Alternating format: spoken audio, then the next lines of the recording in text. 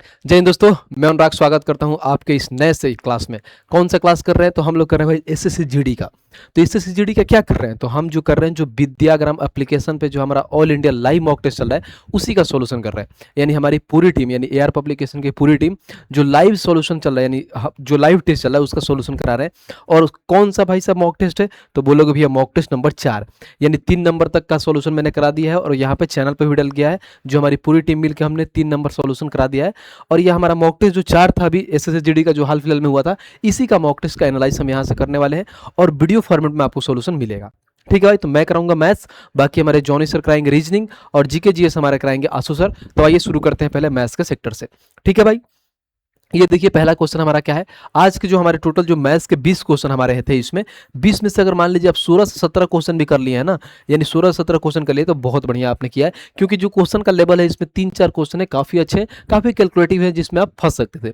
लेकिन 16 और 17 अटेम्प्ट कर लिए, यानी 16 से 17 क्वेश्चन अटेम्प्ट कर लिए, तो इस जो आपका मॉक टेस्ट था बहुत बढ़िया, इसमें आपका मैथ्स का स्कोर रहा होगा। ठीक है, आइए देखते हैं भाई साहब क्वेश्चन, और एक एक करके बहुत प्यार से पढ़ेंगे, ज़्यादा हम उड़ाएंगे में नहीं, चीज़ों को समझेंगे, उसके कॉन्सेप्ट के बारे में समझेंगे, ताकि इससे रिलेटेड कोई क्वेश्चन अगर दोबारा मॉक टेस्ट में आए या एग्जाम में आए तो आप वहां पे गलती नहीं कर पाओगे। ठीक है, आइए कह रहा है पहला क्वेश्चन हमारा क्या है कि किसी कक्षा के अनुभाग ए और अनुभाग बी के छात्रों की संख्या क्रमशः 44 और 56 है। ठीक है, यहां पे ए में कितना छात्र है? तो 44 है, बी में हमारे पास 56 है। ठीक है भाई, आगे देखिए, यदि छात्रों का औसत स्कोर हमारे पास इतना है तथा भाग ए के छात्रों का औसत स्कोर भाग बी के छात्रों का औसत स्कोर से 25% से अधिक है, तो अनुभाग बी के छात्रों का औसत स्कोर हमें ज्ञात करना है। बहुत बढ़िया सवाल है, अच्छा सवाल है, आराम से लिखेंगे। बोलोगे भैया ये एवरेज का सवाल है, और एवरेज में आप ऐसे पढ़ाते थे कि एक बगल डेटा होता था और एक बगल हमारा एवरेज दिया गया था। अगर डेटा की बात करें तो हमारे पास कितना है? तो बोलोगे 44 और 56, क्योंकि 2 सेक्शन की बात किया गया, एक ए है और एक बी है। ए का अगर बात करूँ तो 44 है और बी में देखूँ तो 56 है। ठीक है, बस इतना समझ गया। हमारे पास ओवरऑल एवरेज दे दिया है 55.5, बट ये वाला लाइन पढ़िए जो मैं अभी हाईलाइट करके दिखाता हूँ। बोला है भाग ए के छात्रों का औसत स्कोर भाग बी के छात्रों के औसत स्कोर से 25% अधिक है, यही लाइन समझिए। 25% अधिक है, इसका मतलब क्या है? फ्रैक्शन वैल्यू 1/4 होता है। अब क्या है भाई, जो ए का छात्रों का औसत स्कोर है ना, बी से 25% अधिक है, तो मान लो मैं बी को 4, अगर मान लो ये 4 हमारा बी है तो इससे 25% यानी इससे 1 अधिक है, तो बोलोगे भैया जो 5 आएगा ये किसका स्कोर हो जाएगा औसत स्कोर? तो ए का। क्योंकि भाई साहब बी के औसत स्कोर, देखो यहाँ पे बोला है कि ए का औसत स्कोर जो है बी के औसत स्कोर से कितना है? 25% अधिक है, यानी ये 4 है तो ये हमारे पे 5 है। तो बोलोगे भैया अगर मैं बी को 4 मानता हूँ तो ये हमारा 5 हो जाएगा। कहीं ना कहीं इसके साथ कोफिशिएंट लगा लेते हैं ताकि हमारे लिए बहुत आसानी हो जाएगा, क्योंकि ये हमसे ये पूछा है कि अनुभाग बी के छात्रों का औसत स्कोर बताइए, यानी कहीं ना कहीं हमें इसका मान पूछा हुआ है कि इसका 4x का मान फाइंड करना। ठीक है भाई, बहुत बढ़िया। अब देखिए कितना प्यार से हम बना लेंगे। आपको मालूम है कि हमेशा जब हम एवरेज पढ़ते हैं तो एवरेज निकालने का फॉर्मूला क्या होता है? तो बोलोगे भैया टोटल सम अपॉन में टोटल नंबर होता है। आ जाइए एवरेज फाइंड करते हैं। जब हम एवरेज निकालते हैं, जो हमारे पास एवरेज फाइंड करना है, तो बोलोगे भैया टोटल सम, सम क्या होता है? अब टोटल सम क्या होता है तो कैसे निकालोगे? अगर सम निकालना होता है तो सम निकालते हैं एवरेज इंटू नंबर गुणा करके। तो बोलोगे भैया एवरेज 5x है और नंबर हमारे पास कितना है? 44। अगर चाहोगे तो भाई साहब ये जो हमारा डेटा है ना, इसका आप रेशियो भी ले सकते हो। 4 से काट लो 11 बार में, 4 से काट लो 14 बार में, तो ये हो जाएगा बोलोगे भैया 11 इंटू 5x। तो डायरेक्ट मैं गुणा कर लेता हूँ क्योंकि हमारे पास टोटल सम लेना है। तो बोलोगे 11 पचे 55x हो जाएगा हमारे पास, फिर प्लस 14 चौका कितना होता है? तो बोलोगे 56x, और बट्टे में जो हमारे पास आएगा टोटल नंबर, यानी 14 और 11 कितना होता है? 25। ठीक है भाई, ये समझ में आ गया। कहीं ना कहीं ध्यान से आप पढ़ोगे ना तो एक चीज हमारे पास दिया है। क्या दिया है? तो देखिए ये बोला है यदि छात्रों का औसत स्कोर हमारे पास कितना है? तो 55.5 ऑलरेडी दिया गया है। तो हम ये कर सकते हैं कि भैया जो हमारे पास एवरेज है इसकी जगह पर हम क्या लिख सकते हैं? तो 55.5 ऑलरेडी हमारे पास दिया हुआ है। बस हम इसी के कैलकुलेट करेंगे, हमारा x का मान आएगा कैलकुलेट करने के बाद, और x का मान यहाँ पे 4x में पुट करेंगे, हमारा आंसर निकल के आ जाएगा। सिंपल सा सवाल था। आइए, अच्छा सवाल भी बोल सकते हो, सिंपल इसलिए बोल दिया हो क्योंकि आपको अगर प्रोसेस मालूम है, चीजें पढ़े तो आपके लिए सिंपल है, अगर नहीं पढ़े तो दिक्कत हो जाएगी आपके लिए। आइए मैं ऐसा करता हूं कि 55 और देखो 55 और 56 कितना होता है? तो बोलोगे भी 111, तो हमारे पास इसको इधर लेते आओ, तो बोलोगे 55.5 इंटू में अगर मैं 25 से गुणा करूंगा तो बोलोगे भी 111 एक्स हमारे पास ये आ रहा है, यानी 111 एक्स। अब देखो कोई कट रहा है तो बिल्कुल कटेगा, क्योंकि इधर से पॉइंट हटाऊंगा तो नीचे एक 10 आ जाएगा। अब देखो कहीं ना कहीं हम डायरेक्ट इसको 1 से 11 से काट सकते हैं 5 बार में, क्योंकि देखिए इसके 5 गुना है, 1 से 11 का 5 गुना 555 है, तो ये 5 हो जाएगा। 5 इसको खा जाएगा भाई साहब, 2 बार में, 2 इसको खा जाएगा 12.5 बार में, यानी बोलोगे x का जो मान आएगा वो 12.5 आएगा। बट हमें x का मान तो बताना नहीं है, हमें क्या बताना है, तो बोलोगे भैया हमारे पास अनुभाग बी में छात्रों का औसत स्कोर बताना है, यानी सेक्शन बी का बताना है। यहाँ पर बी का कितना है, तो बोलोगे 4x है, तो कहीं ना कहीं बोलोगे 4x की जगह पर हम 12.5 रखेंगे, तो 12.5 का 4 गुना होता है 50, यानी बोल सकते हो कि भैया जो सेक्शन बी है उसका एवरेज स्कोर 50 था और 50 का है, तो ऑप्शन नंबर सी खत्म। देखा, हम इसको चाहते तो उड़ा भी सकते हैं, हम चीजें यहाँ पे स्किप ना करके डायरेक्ट लिख देते, लेकिन हम इसलिए लिखते हैं हर एक चीज ताकि आपके दिमाग में ये छपे कि कैसे कैसे होता है, प्रोसेस क्या होता है बनाने का, क्योंकि हमारा काम है समझाना ना कि उड़ाना। एग्जाम में हम नहीं बैठे हैं कि हम गाएंगे और अपने मन से लिख के थोड़ा थोड़ा चीजें करके उड़ा देंगे, नहीं, हमारा काम ही है कि आपको समझाना ताकि इससे रिलेटेड अगर क्वेश्चन दोबारा एग्जाम में आए तो आप गलती नहीं कर पाओ। उम्मीद करते हैं क्वेश्चन समझ में आया होगा। आइए क्वेश्चन नंबर हम 2 पे चलते हैं और 2 देखते हैं कि 2 हमारा क्या कह रहा है। कह रहा है एक नाव धारा के विपरीत जाने में धारा के अनुकूल जाने से 2 गुना समय लेती है। अगर पानी की चाल 3 किलोमीटर प्रति घंटा है तो नाव की चाल बताएं। बहुत ही अच्छा सवाल है, सिंपल सा सवाल है, बट इससे मैं पूरा जो नाव एवं धारा है ना उसके कॉन्सेप्ट को समझा देता हूँ। हम बचपन से पढ़ते आ रहे हैं, क्या पढ़ते आ रहे हैं, तो बोलोगे भैया 2 चीज होता है। एक तो हमारे पास एक्स को हम क्या बोलते हैं, तो बोलोगे भैया हम नाव का स्पीड बोलते हैं, एक्स हम नाव से दर्शाते हैं। वाई जो होता है जिसको हम धारा बोलते हैं या पानी बोल सकते हो आप, धारा के स्पीड को दर्शाते हैं। हमसे क्या क्या पूछ सकता है, एक आता है डाउन स्ट्रीम। डाउन स्ट्रीम होता है धारा के अनुकूल, जिसको अगर निकालने के लिए फॉर्मूला होता है एक्स प्लस वाई बाई 2 होता है। एक होता है अप स्ट्रीम, इसको निकालने का तरीका होता है एक्स माइनस वाई बाई 2, यानी नाव, देखो अप स्ट्रीम निकालने के लिए क्या करते हैं, नाव में से धारा के स्पीड को घटाकर डिवाइड बाई 2 कर देते हैं तो अप स्ट्रीम आता है। डाउन स्ट्रीम निकालने के लिए नाव और प्लस धारा के स्पीड को आपस में ऐड कर लेते हैं तो हमारे पास ये आ जाता है। और हमारे पास ये भी चीज निकालना होता है कि अगर मान लीजिए हमें x का मान निकालना है तो क्या करोगे, तो बोलोगे भैया d प्लस यू बाई 2 करेंगे तो x का मान आ जाएगा, यानी कहने कि डाउन स्ट्रीम में क्या हम अप स्ट्रीम को ऐड करेंगे तो हमारे पास x का मान आएगा। अगर y का मान निकालना है जिसको हम क्या बोलते हैं भाई, बोलोगे भैया धारा का मान निकालना होता है तो d माइनस यू बाई 2 करेंगे तो यहां से भी हमारा मान निकल के आ जाएगा। ये सिंपल इसकी बेसिक सारी चीजें जो आपकी आनी चाहिए, और नहीं आएगी आया है आपको अभी तक तो इसको बढ़िया से पढ़ लीजिए, जान लीजिए। अब आइए हम एक एक करके सवाल करते हैं इसमें का। बोलोगे भैया हमारे पास जब मैंने यहाँ पे पढ़ा ये वाला लाइन तो हमारे दिमाग में क्या आया, एक नाव, देखो एक नाव धारा के विपरीत जाने में, विपरीत मतलब क्या होता है भाई, आपको मालूम है अप स्ट्रीम होता है, यानी धारा के विपरीत, यानी धारा के विपरीत, उधर से धारा आ रहा है इधर से नाव जा रही है, यानी विपरीत जा रहा है। अगर साथ साथ जाते तो डाउन स्ट्रीम बोलते हैं, जिसको अनुकूल भी बोलते हैं। अब देखो धारा के अनुकूल जाने यानी विपरीत, देखो एक नाव धारा के विपरीत जाने में और धारा के अनुकूल जाने से 2 गुना समय लेती है। यहाँ पे हमें टाइम की बात बोल दिया है, यानी अगर मैं टाइम की बात बोलूँ तो हमारे पास जो बोला है, हमारे पास ये जो टाइम निकालना है हमारे पास, तो बहुत सिंपल हो जाएगा। देखो हमारे पास 2 चीज़ है, एक तो हमारे पास आ जाएगा डाउन स्ट्रीम बटे में अप स्ट्रीम, इनका टाइम दिया है। बोला है ना कि जो धारा के विपरीत जाने में जो समय लग रहा है ना भाई, वो धारा के अनुकूल जाने का 2 गुना लग रहा है। तो धारा के अनुकूल क्या होता है ना, डाउन स्ट्रीम अगर मान लो 1 यूनिट लग रहा है तो विपरीत जाने में 2 गुना लग रहा है, यानी 1/2 लग गया। ये हमारे पास टाइम दिया है। अगर मैं कहीं इधर बात करूं तो यहाँ पर डिस्टेंस की बात नहीं दिया गया, कहीं ना कि हमारा डिस्टेंस कांस्टेंट है, फिक्स है। जब डिस्टेंस कांस्टेंट है तो हम शुरू से पढ़ते आ रहे हैं कि जो हमारा टाइम होता है क्या इन्वर्सली प्रोपोर्शनल हो जाता है स्पीड का। तो स्पीड क्या हो जाएगा, तो बोलोगे भैया इनका स्पीड हो जाएगा 2/1, यानी अगर मैं स्पीड की बात करूं तो 2 हो जाएगा 1 हो जाएगा। ठीक है, बढ़िया बात है। इनके साथ कोई कोफिशिएंट लगा लो, कोफिशिएंट मान लो हम इसको के मान लेते हैं, यहाँ पर के लगा लेते हैं ताकि निकालने के लिए आसानी होगा। अब बोला है अगर पानी की चाल 3 किलोमीटर प्रति घंटा, यानी पानी की चाल मतलब क्या, नहीं धारा की बात बोला है, और धारा किसको बोलते हैं, वाई को बोलते हैं। वाई निकालने के लिए क्या करते हैं, डी माइनस यू बाई 2 करते हैं तो वाई का मान आएगा। तो बोलोगे डी माइनस यू बाई 2 करो, डी का मान 2 है, इसके बाद से यू का मान 1 है, तो 2 में से 1 को क्या करेंगे, माइनस करेंगे। तो बोलोगे भैया 2 में से 1 माइनस करेंगे तो 1 के हो जाएगा, और डिवाइड बाई 2 करेंगे जिसका मान हमें दे रखा है कितना, तो बोलोगे भैया 3 दे रखा है। बढ़िया सवाल है, आराम से बनाइए। तो यहां से क्या होगा भाई, ये 2 उधर जाकर गुणा हो जाएगा तो के का मान आ जाएगा 6।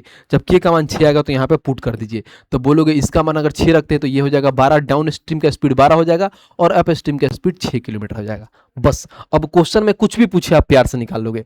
बोलोगे भैया अब हमसे क्वेश्चन में पूछा क्या है, नाव की चाल बताना है। अब नाव की चाल बताने के लिए क्या निकालते हो भाई, यानी एक्स का मान निकालते हैं। क्या होता है, डी प्लस यू बाई 2, और डी प्लस यू बाई 2 देखो तो 12 और 6 18, यानी ये बोलोगे 12 प्लस 6 बाई 2 यानी 18 बाई 2, यानी नाव का जो स्पीड होगा 9 किलोमीटर पर घंटा होगा, और 9 किलोमीटर पर घंटा का है तो ऑप्शन नंबर डी खत्म। सवाल देखो तो इतना ही सा था, मतलब इतना ज्यादा कुछ तामझाम नहीं करना था, मैंने हर एक चीज समझाया। अगर मेरे को सवाल ही बनाना होता तो जानते हो कैसे मैं बनाता, हमको इतना मालूम है कि ये सब हम नहीं लिखते, हम डायरेक्ट अगर मान लीजिए एग्जाम में पढ़े हैं, क्योंकि हम सारी चीजें ऑलरेडी जानते हैं तभी तो हम एग्जाम देने गए हैं, क्योंकि हमारा सिलेबस कंप्लीट है हमें मालूम है। जब हम यहाँ पर गए तो हमें क्या मालूम है कि आपको ये देखो ये सारी चीजें हटाओ, ये भी चीज़ें हटाओ, सब कुछ हटाओ। देखो मैं क्या समझता हूँ, एकदम प्यार से समझो। हमें ऑलरेडी किसका मान दिया है, तो y का मान दिया। y का मान होता है d minus you by two, यानी हम बोल सकते हैं भाई कि एक का मान हमें दिया है। एक का मान कितना दिया है, 3। जब एक का मान 3 दिया है और डिवाइड बाई 2 होता है तो डायरेक्ट हमें मालूम है कि कोई एक कोफिशिएंट मान लो क्या ही लिया था, तो हमारे पास 6 आ गया था। जब ये 6 आया था तो ये 6 दूना 12 हो जाएगा हमारे पास, और ये हमारे पास 6 हो जाएगा। अब हमसे पूछा क्या है, x का मान पूछा है। x का मान को दोनों को जोड़ के आधा कर दो, x का मान आ जाएगा। दोनों को जोड़ के आधा नहीं, 12 में 6 18 जोड़ ऐड करोगे तो ये हो जाएगा। और y का मान निकालना हो तो वेरीफाई भी कर लो, यानी दोनों को घटा के आधा, यानी 12 में से 6 घटाओगे 6, 6 का आधा करोगे 3। तो देखो y का मान 3 ऑलरेडी दिया है, x का मान मैंने 9 निकाल दिया है, और ऑप्शन नंबर डी हो गया हमारा, खत्म। तो हम उतना तामझाम भी नहीं करते जितना हम तामझाम ये सारी चीजें की हैं, बट मेरे को समझाना था कि इससे रिलेटेड अगर सवाल आए तो आपको दिक्कत परेशानी नहीं होनी चाहिए। आप बहुत प्यार से आप एग्जाम में कर पाएंगे। ठीक है भाई, आइए क्वेश्चन नंबर हम 3 देखते हैं और 3 को पढ़ते हैं। क्या कह रहा है, कह रहा है एक वर्गाकार पार्क की भुजा 16 सेंटीमीटर है। अच्छी बात है। एक व्यक्ति इसे विकर्णता, विकर्णता मतलब क्या समझते हो, जैसे मान लो ये वर्गाकार की बात बोलता हूं मैं, ये हमारे पास वर्ग है, ठीक है भाई। अगर जब मैं वर्ग की बात करता हूं, इसमें बोला इसकी प्रत्येक भुजा यानी जो पार्क की भुजा ये 16 है, क्योंकि मालूम है कि वर्ग के सारे भुजाएं आपस में बराबर होती हैं तो सब 16 हो जाएंगी। और विकर्ण की बात बोले डायगोनल, डायगोनल ये होता है जो सीधा सीधी एक दूसरे को मिलाता है, डायगोनल को पार करता है, तो इसके द्वारा तय की गई दूरी ज्ञात करें। बहुत सिंपल सवाल है। हमको मालूम है कि वर्ग का विकर्ण का फॉर्मूला क्या होता है, तो बोलोगे √2 है, तो √2 हो जाएगा। ए का मान इन्होंने 16 दिया है, तो जिसको ऐसे आम भाषा में भी लिख सकते हो 16√2, यानी जो इसका मान आएगा 16√2 होगा, और 16√2 का है तो ऑप्शन नंबर बी, खत्म। तो बहुत लल्लू सा सवाल था, बहुत सिंपल सवाल था, प्यार से बना लेते। इसमें कलम वलम में डायग्राम डुग्राम बनाने की जरूरत नहीं होता है, बट मेरा काम है पढ़ाना, इसलिए मैं डायग्राम बना के भी चीजों को समझाता हूँ। आइए क्वेश्चन नंबर हम 4 देखते हैं। 4 क्या कह रहा है, कह रहा 80 लीटर के मिश्रण में दूध और पानी का अनुपात दे रखा है 3 और 2 है। हमें मालूम है कि यहाँ पर 2 लोग हैं, 2 लोग यानी बोल सकते हो एक मिल्क है और एक वाटर है, क्योंकि दोनों लोगों का मिलन बहुत आसान होता है, पता ही नहीं चलता है, इस लेवल का ये घुल जाते हैं। दूध में आप पानी को डाल दो, पता ही नहीं चलेगा। दूध के अंदर इतना क्षमता होता है कि वो अपने रंग में ढाल लेता है, आपको पता भी नहीं चलेगा। जैसे सामने वाली आपकी वो होती हैं, आप जब उनसे मिलोगे कभी भी और नहीं होता है, इस रंग में ढाल देंगे कि पता ही नहीं चलेगा कि ये आप ही हैं। जैसे मान लो कि हमारे कोई फ्रेंड सर्कल में कोई दोस्त है, बेचारा उसको नया नया प्यार होता है। अब जब नया नया प्यार होता है तो उधर से जो उनकी मैडम जी जो कहती हैं वही ये सुनते हैं, समझ रहे हो। अगर हम उनको बोलेंगे कि भाई यार थोड़ा हम लोग भी टाइम दे, नहीं नहीं देगा टाइम। जैसे मेरे ही रूम में है एक मेरा भाई है, मतलब साथ में ही रहते हैं हम लोग, आराम से भाई साहब को नया नया प्यार हुआ है। जैसे शाम को जाओगे ना, जैसे मान लो सारे लोग बैठ के खेल रहे हैं, मान लो कोई पबजी वबजी भी खेल रहा है बैठ के, जिससे फोन आएगा ले भाई साहब सीधे बाहर जाएगा। अब वो मैडम जी जो जो कहेंगे वही करेगा, नहीं यहाँ नहीं रहना है, ये नहीं करना है बाबू, ये नहीं करना है, आपको ये ध्यान देना है, बेचारा फॉलो करता है। तो यही होता है, वो अपने रंग में ढालना होता है, समझ रहे हो। तो इससे भी आपको बच के चलना है, सिलेक्शन ले लीजिए, फिर उसके बाद से रंग में ढलना होता है तो ढलिएगा। सेम वही हमारे मिक्सर नेविगेशन का सवाल है, समझ रहे हो।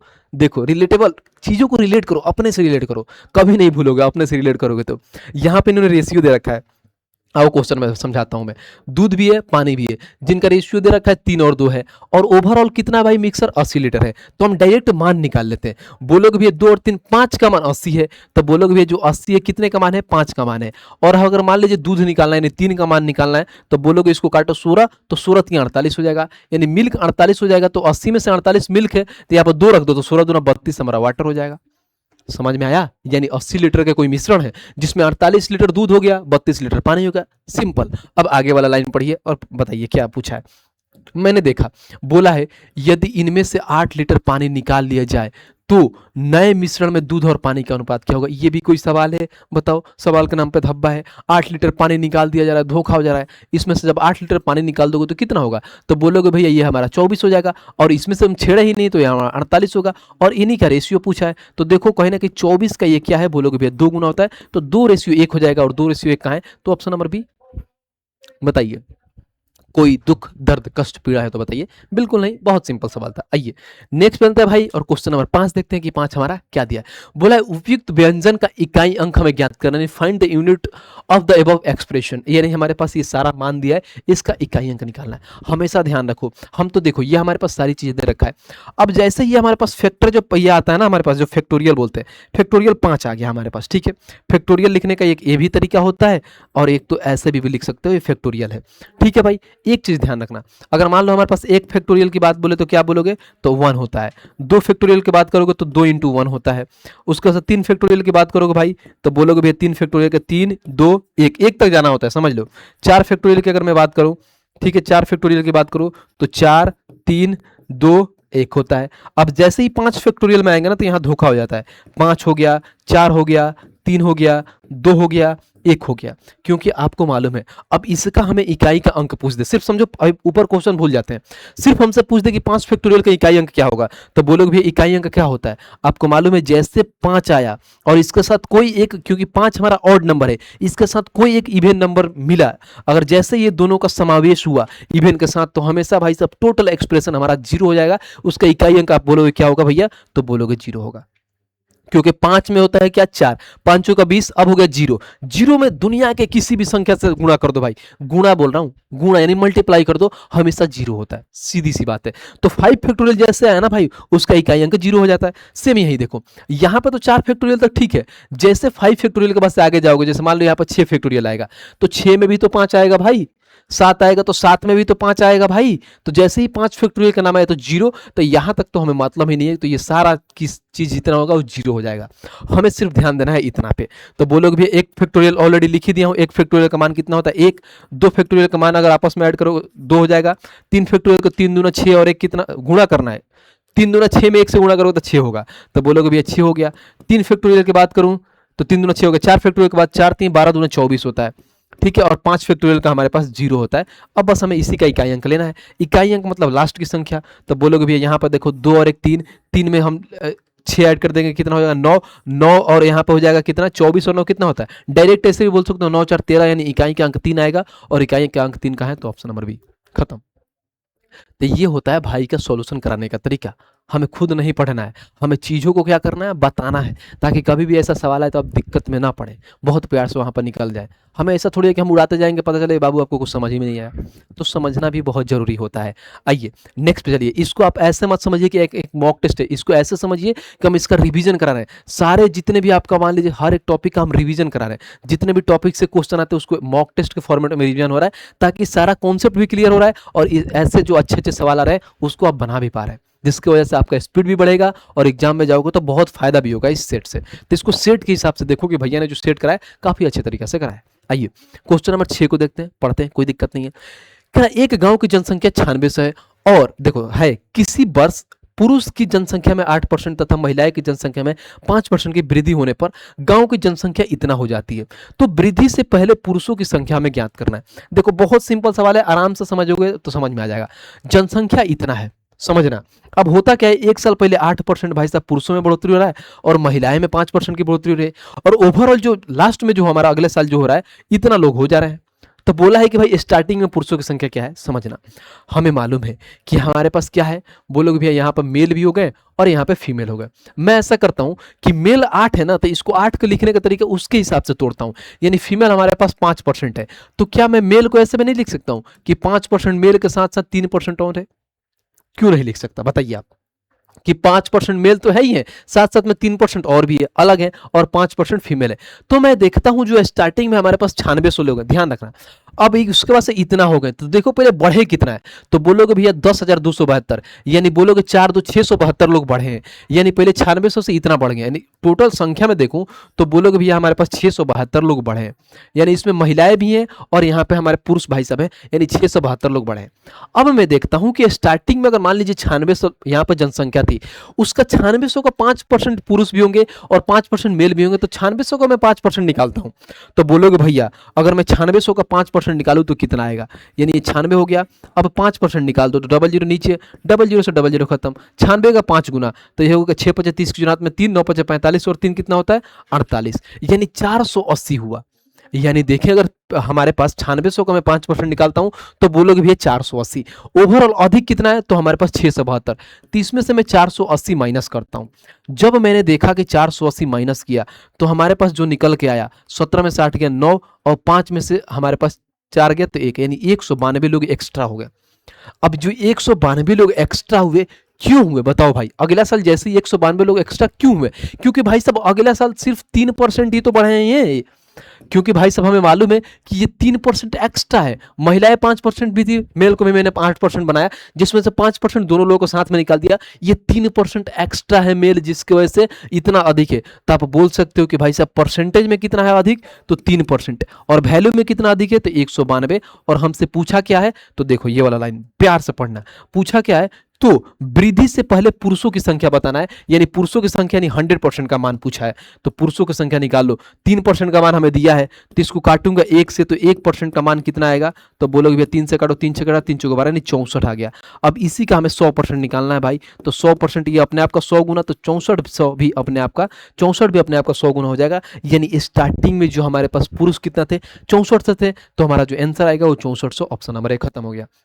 अब हमसे ये पूछ दे कि स्टार्टिंग में महिलाएं कितना थी, तो बोलोगे भैया स्टार्टिंग में 9600 थे, और उसमें से पुरुष ही तो निकल गए आपके पास 6400, तो 9600 में 6400 घटा दो तो हमारे पास फीमेल निकल के आ जाएगी। तो बोलोगे भैया 0 हो गया, 0 हो गया, 6 में से 4 गया 2, अब उसको से 9 में से 6 गया 3, यानी जो 3200 थी वो क्या थी हमारी भाई, तो महिलाएं थी। बताइए, देखा कितना बढ़िया से समझ में आया? आ रहा है मजा? मजा आ रहा है तो वीडियो को लाइक, चैनल को सब्सक्राइब करते रहना। भाई का पढ़ाने का तरीका भी आपको समझ में आ रहा होगा कि न कि उड़ाना है, चीज़ों को बहुत अच्छे से एक्सप्लेन करते हुए चलता है भाई आपका। आइए क्वेश्चन नंबर हम 7 में चलते हैं और 7 को देखते हैं क्या है। ये हमारे पास सवाल है, ये कहीं ना कहीं बोर्ड मास का सवाल है। ठीक है भाई, बनाएंगे, कोई दिक्कत नहीं, थोड़ा इसमें 2-4 सेकंड एक्स्ट्रा लग जाए कोई दिक्कत नहीं, लगा लो, लेकिन बेसिक से बनाओ। ज़्यादा ट्रिक ट्रुक के चक्कर में रहोगे तो नंबर कट जाएगा और टाइम भी ज़्यादा लगता है, क्योंकि थोड़ा सा भी घूमा गलती हो जाएगा। देखो सबसे पहले हम ऑफ वाले को सॉल्व करते हैं, तो बोलोगे भैया ऑफ वाले को सॉल्व करोगे तो यहाँ पर हो जाएगा, अगर मैं देखूँ तो 4/5, एक एक स्टेप में लिखते जा रहा हूं। ठीक है, अगर मैं ऑफ वाले की यहीं पे सॉल्व कर दूं, यहां पर गुणा में मानूं, तो बोलोगे भैया अगर 3 से इसको काटो 3 बार में, अब इसको अगर मैं देखूं 3 से कटेगा 3 बार में, अगर इसको 2 से काटो 2 बार में, 2 से काटोगे 5 बार में, तो जो हमारे पास मान आएगा 4/5 आया। इसको गुणा करूंगा ना, तो जो ये हमारे पास जो भाग वाला केस है ना, पलट जाता है, तो ऊपर हो जाएगा 2, नीचे हो जाएगा 15, ऊपर हो जाएगा 2, नीचे हो जाएगा 15, तो पलट जाएगा क्योंकि गुणा हुआ है, तो ऊपर हो जाएगा 15, नीचे हो जाएगा 2। यहां तक तो समझ में आ गया। अब आगे में हमारे पास है माइनस, बहुत बढ़िया, माइनस हो गया। उसके बाद से देखिए माइनस का 4/5, ठीक है, माइनस का 4/5, ठीक है। अब इंटू गुणा कर लीजिए, गुणा करिएगा तो बोलोगे भैया 9 एकम 9, 1 10/9 हो जाएगा, हमारे पास 10/9 हो गया। फिर देखिए 10/9, अब इसके बाद से क्या है हमारे पास भाग है, तो इसको पलट दीजिए, जैसे पलटिएगा भाई ना, तो ऊपर हो जाएगा 15 और नीचे हो जाएगा 8, क्योंकि भाई साहब गुणा करते हैं तो पलट जाता है हमारा भाग। उसके बाद से माइनस में 3/4, माइनस में हो जाएगा 3/4, उसके बाद से प्लस में हमारे पास 3/4 हो जाएगा, लेकिन देखो इधर भी भाग है तो इसको भी पलट देते हैं, तो 2/1 हो जाएगा, हमने गुणा करके पलट दिया। एक लाइन तो लिख लिया, अब आगे वाला लाइन, अब गुणा वाले को काटते हैं जितना दिख रहा है। बोलोगे भैया 5 से काटूंगा तो 3 बार में खत्म हो जाएगा, 2 से काटूंगा तो 2 बार में खत्म हो जाएगा, तो ऊपर हमसे मिला 3 दूना 6, फिर यहाँ पे माइनस आ रहा है, फिर इसको 5 से काटूंगा तो 2 बार में खत्म हो जाएगा। अब ऊपर आ जाएगा 4 दूना 8/में, और जो कट रहा है उसको काट लो। अगर मैं यहाँ पर काटूं तो देखो 2 इसको भी काट दिया, कितना बार में, डायरेक्ट 4 से देखो, अगर ध्यान से देखोगे तो 4 दूना 8, ठीक है, 8 जो है भाई ना इस 8 को खा जाएगा, 3 3 9 होता है, 3 5 15 होता है, ये भी खत्म हो गया। अब जो हमारे पास माइनस में जो दिखने को मिल रहा है, ऊपर दिख रहा है 5 और नीचे दिख रहा है 3, ठीक है भाई। अब देखो, अब यहाँ पर माइनस का हो गया 3/4, ठीक है भाई, और वो देखो प्लस का हो जाएगा हमारे पास 2 से इसको खा जाओगे तो 3/2, ये हमारे पास निकल के आएगा, यहाँ भी 1 लगा लो, ये हमारे पास टोटल दूसरे लाइन में जब हमने सॉल्व किया तो ये निकल के आया। अब बोलोगे भैया जब ये निकल के आ गया तो पूरा बढ़िया से आप सॉल्व कर लेते हैं। अब कैसे करोगे, तो देखो यहाँ पे है -3/4 -5/4, एलसीएम ले लेते हैं। तो देखो कहीं ना कहीं अगर मैं एलसीएम की बात करूँ तो सबका एलसीएम 12 आ जाएगा। जब 12 आएगा तो यहाँ पर आ जाएगा कितना, 12, 12 छके 72, माइनस 3 चौका 12 तो 5 चौका 20, माइनस 4 3 12 तो 3 3 9, माइनस 6 2 छके 12, 6 3 18, ये हमारे पास हो गया। अब देखो, अब कहीं ना कहीं देखूंगा मैं तो यहाँ पे जो है ना प्लस आएगा। अब देखो हमारे पास ये आ गया। अब बोलोगे कि माइनस का 20 और माइनस का कितना 9, तो बोलोगे भैया माइनस का 29 होता है, माइनस का 29 होता है। अब ये 18 हो गया, तो प्लस का 18 है, तो कहने के बोलोगे कि 11 हो गया। तो 72 में से हमें क्या करना है, 11 घटाओगे, तो 72 में से जब 11 घटाओगे तो 61 हो जाएगा, नीचे हो जाएगा 12, तो यही हमारा आंसर है 61/12, ऑप्शन नंबर ए खत्म।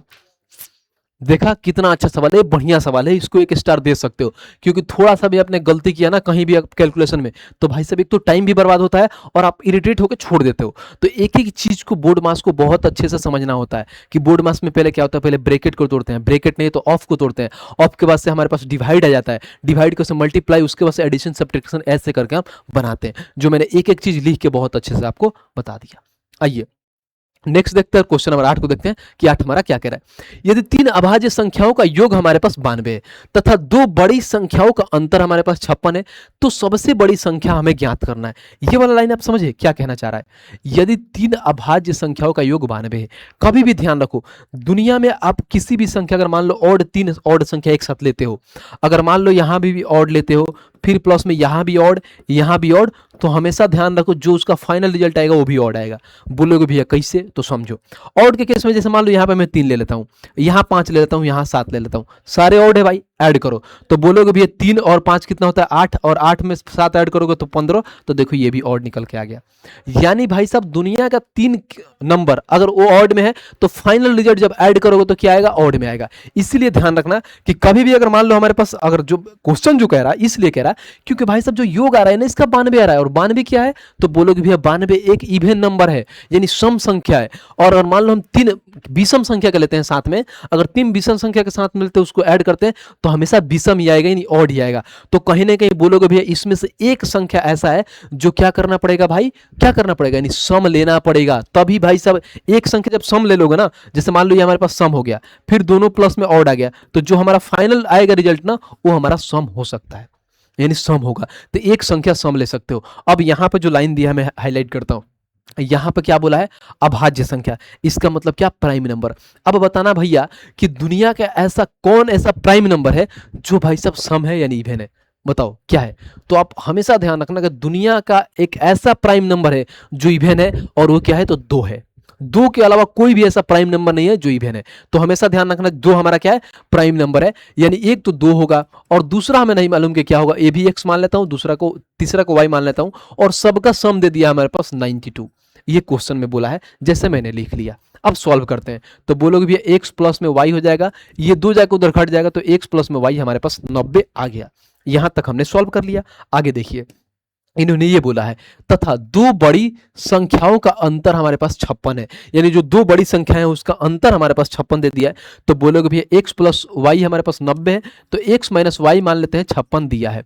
अब हमसे पूछा क्या है, तो सबसे बड़ी संख्या का मान ज्ञात करना है। तो सबसे बड़ी संख्या का मान कैसे ज्ञात करोगे, हमें मालूम है कि सारी चीजें एक तरह दिया जाता है, और x और y का मान निकालते हैं तो कैसे करते हैं, अगर प्लस वाला निकालना होता है तो क्या करते हैं भाई, x प्लस x का मान तो दोनों को जोड़ के आधा, तो बोलोगे 90 और 56 कितना होता है, तो बोलोगे भैया 90 और 56 हमारे पास 100 कितना हो गया, यानी 9 5 14 यानी 146। अब x का मान निकालना है तो 146 का आधा कर दो, तो बोलोगे भैया 146/2 हो जाएगा। y का अगर मान निकालना है तो घटा के आधा कर लेते हैं, तो जो y का मान निकालेंगे तो क्या करोगे, यानी 90 में से 56 घटा दो, यानी 4, उसका 30 यानी 34 /2 कर दो, तो बोलोगे भैया यह हमारे पास आ जाएगा कितना भाई, 73, और यह हमारे पास आ जाएगा 17। देखो ये हमारे पास 17, देखो ये भी प्राइम नंबर होता है, ये भी प्राइम नंबर होता है, और 2 हमने लिया है ये भी प्राइम नंबर होता है, और तीनों संख्याओं को आपस में ऐड करो, देखो 92 आएगा। 7 3 10 दोबारा हाथ में 1, 7 और 1 8 1 9 होता है, 92 भी आ गया। और हमसे पूछा सबसे बड़ी संख्या 73 होगा, ऑप्शन नंबर ए खत्म। देखा, बोलोगे भैया आज आपको हुआ क्या कि इतना बढ़िया से आप पूरा डीप लेवल में जाके एक एक क्वेश्चन को समझा रहे हो। इसलिए मैं समझा रहा हूँ ना, मैं जानता हूँ कि आप कहाँ कहाँ गलती कर सकते हो, इसीलिए मैं चीज़ों को बहुत अच्छे से समझाता हूँ। मैं एक ऐसा नहीं आके कि अपना जादू दिखाने नहीं आया हूँ कि ऐसे ऐसे मैं ऑप्शन मारते जाऊँ करते जाऊँ। ये तो चीज़ें आप ऑलरेडी मॉक में कर लिए हो ना भाई। जब आप ऑलरेडी मॉक कर रहे थे तो वहाँ पे अपना दिमाग लगा के शॉर्ट में जितना चीज़ें वो आपने कर लिया है, बट लेकिन आपको कुछ सीखना है। मेरा वीडियो क्यों देखोगे आप, इसलिए देखोगे क्योंकि आप सीखोगे, क्योंकि जो क्वेश्चन आप कर लियो तो मेरे से क्यों देखोगे भाई, क्यों देखोगे, आप जानते हो कि मैंने भैया ये कर लिया है तो इसकी नीड नहीं है। लेकिन जहां आप फंस सकते हो, ये चीज़ें आप गलती कर सकते हो, वो काम है हमें बताना, इसीलिए आप मेरी वीडियो देखोगे और सीखोगे कि हाँ भैया मैं यहाँ पे ऐसे नहीं सोच सकता था, आपने ये बताया, ताकि अब नेक्स्ट में अगर कहीं ऐसा क्वेश्चन आए कभी भी मॉक में तो हम ये गलती नहीं करेंगे, क्योंकि ये तरीका ऐसे होता है, आपने ऐसे बताया। इसीलिए मैं हर एक चीज़ एग्जाम्पल दे दे के बहुत अच्छे से आपका समझाता हूँ। मैं चाहता तो डायरेक्ट यहाँ पे ये चीज़ें लिख देता बता के, लेकिन ये समझाना क्या जरूरी था, ताकि आप सीख पाओ, ताकि बाद में दिक्कत ना हो। आइए क्वेश्चन नंबर 9 देखते हैं, और 9 को पढ़ते हैं। क्या कह रहा है, कह रहा है यदि r त्रिज्या एवं h ऊंचाई वाले शंक्वाकार बर्तन का आयतन 5 लीटर है, बहुत बढ़िया, तो 5r त्रिज्या एवं 7h ऊंचाई वाले बर्तन का आयतन हमें कितना होगा।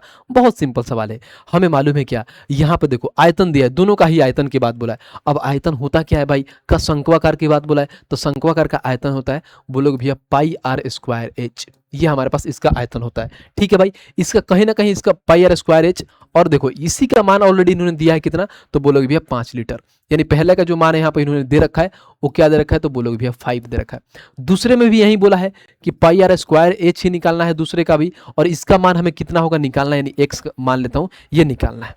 अब जो जो मान दिया है ना वो रख लो। बोलोगे भैया हमारे पास आर रेडियस दिया है तो आर रख लूंगा, एच हमारे पास हाइट दिया है तो रख लूंगा, और इसका आयतन भी दिया है 5, हो गया, रख लिया हूं मैं।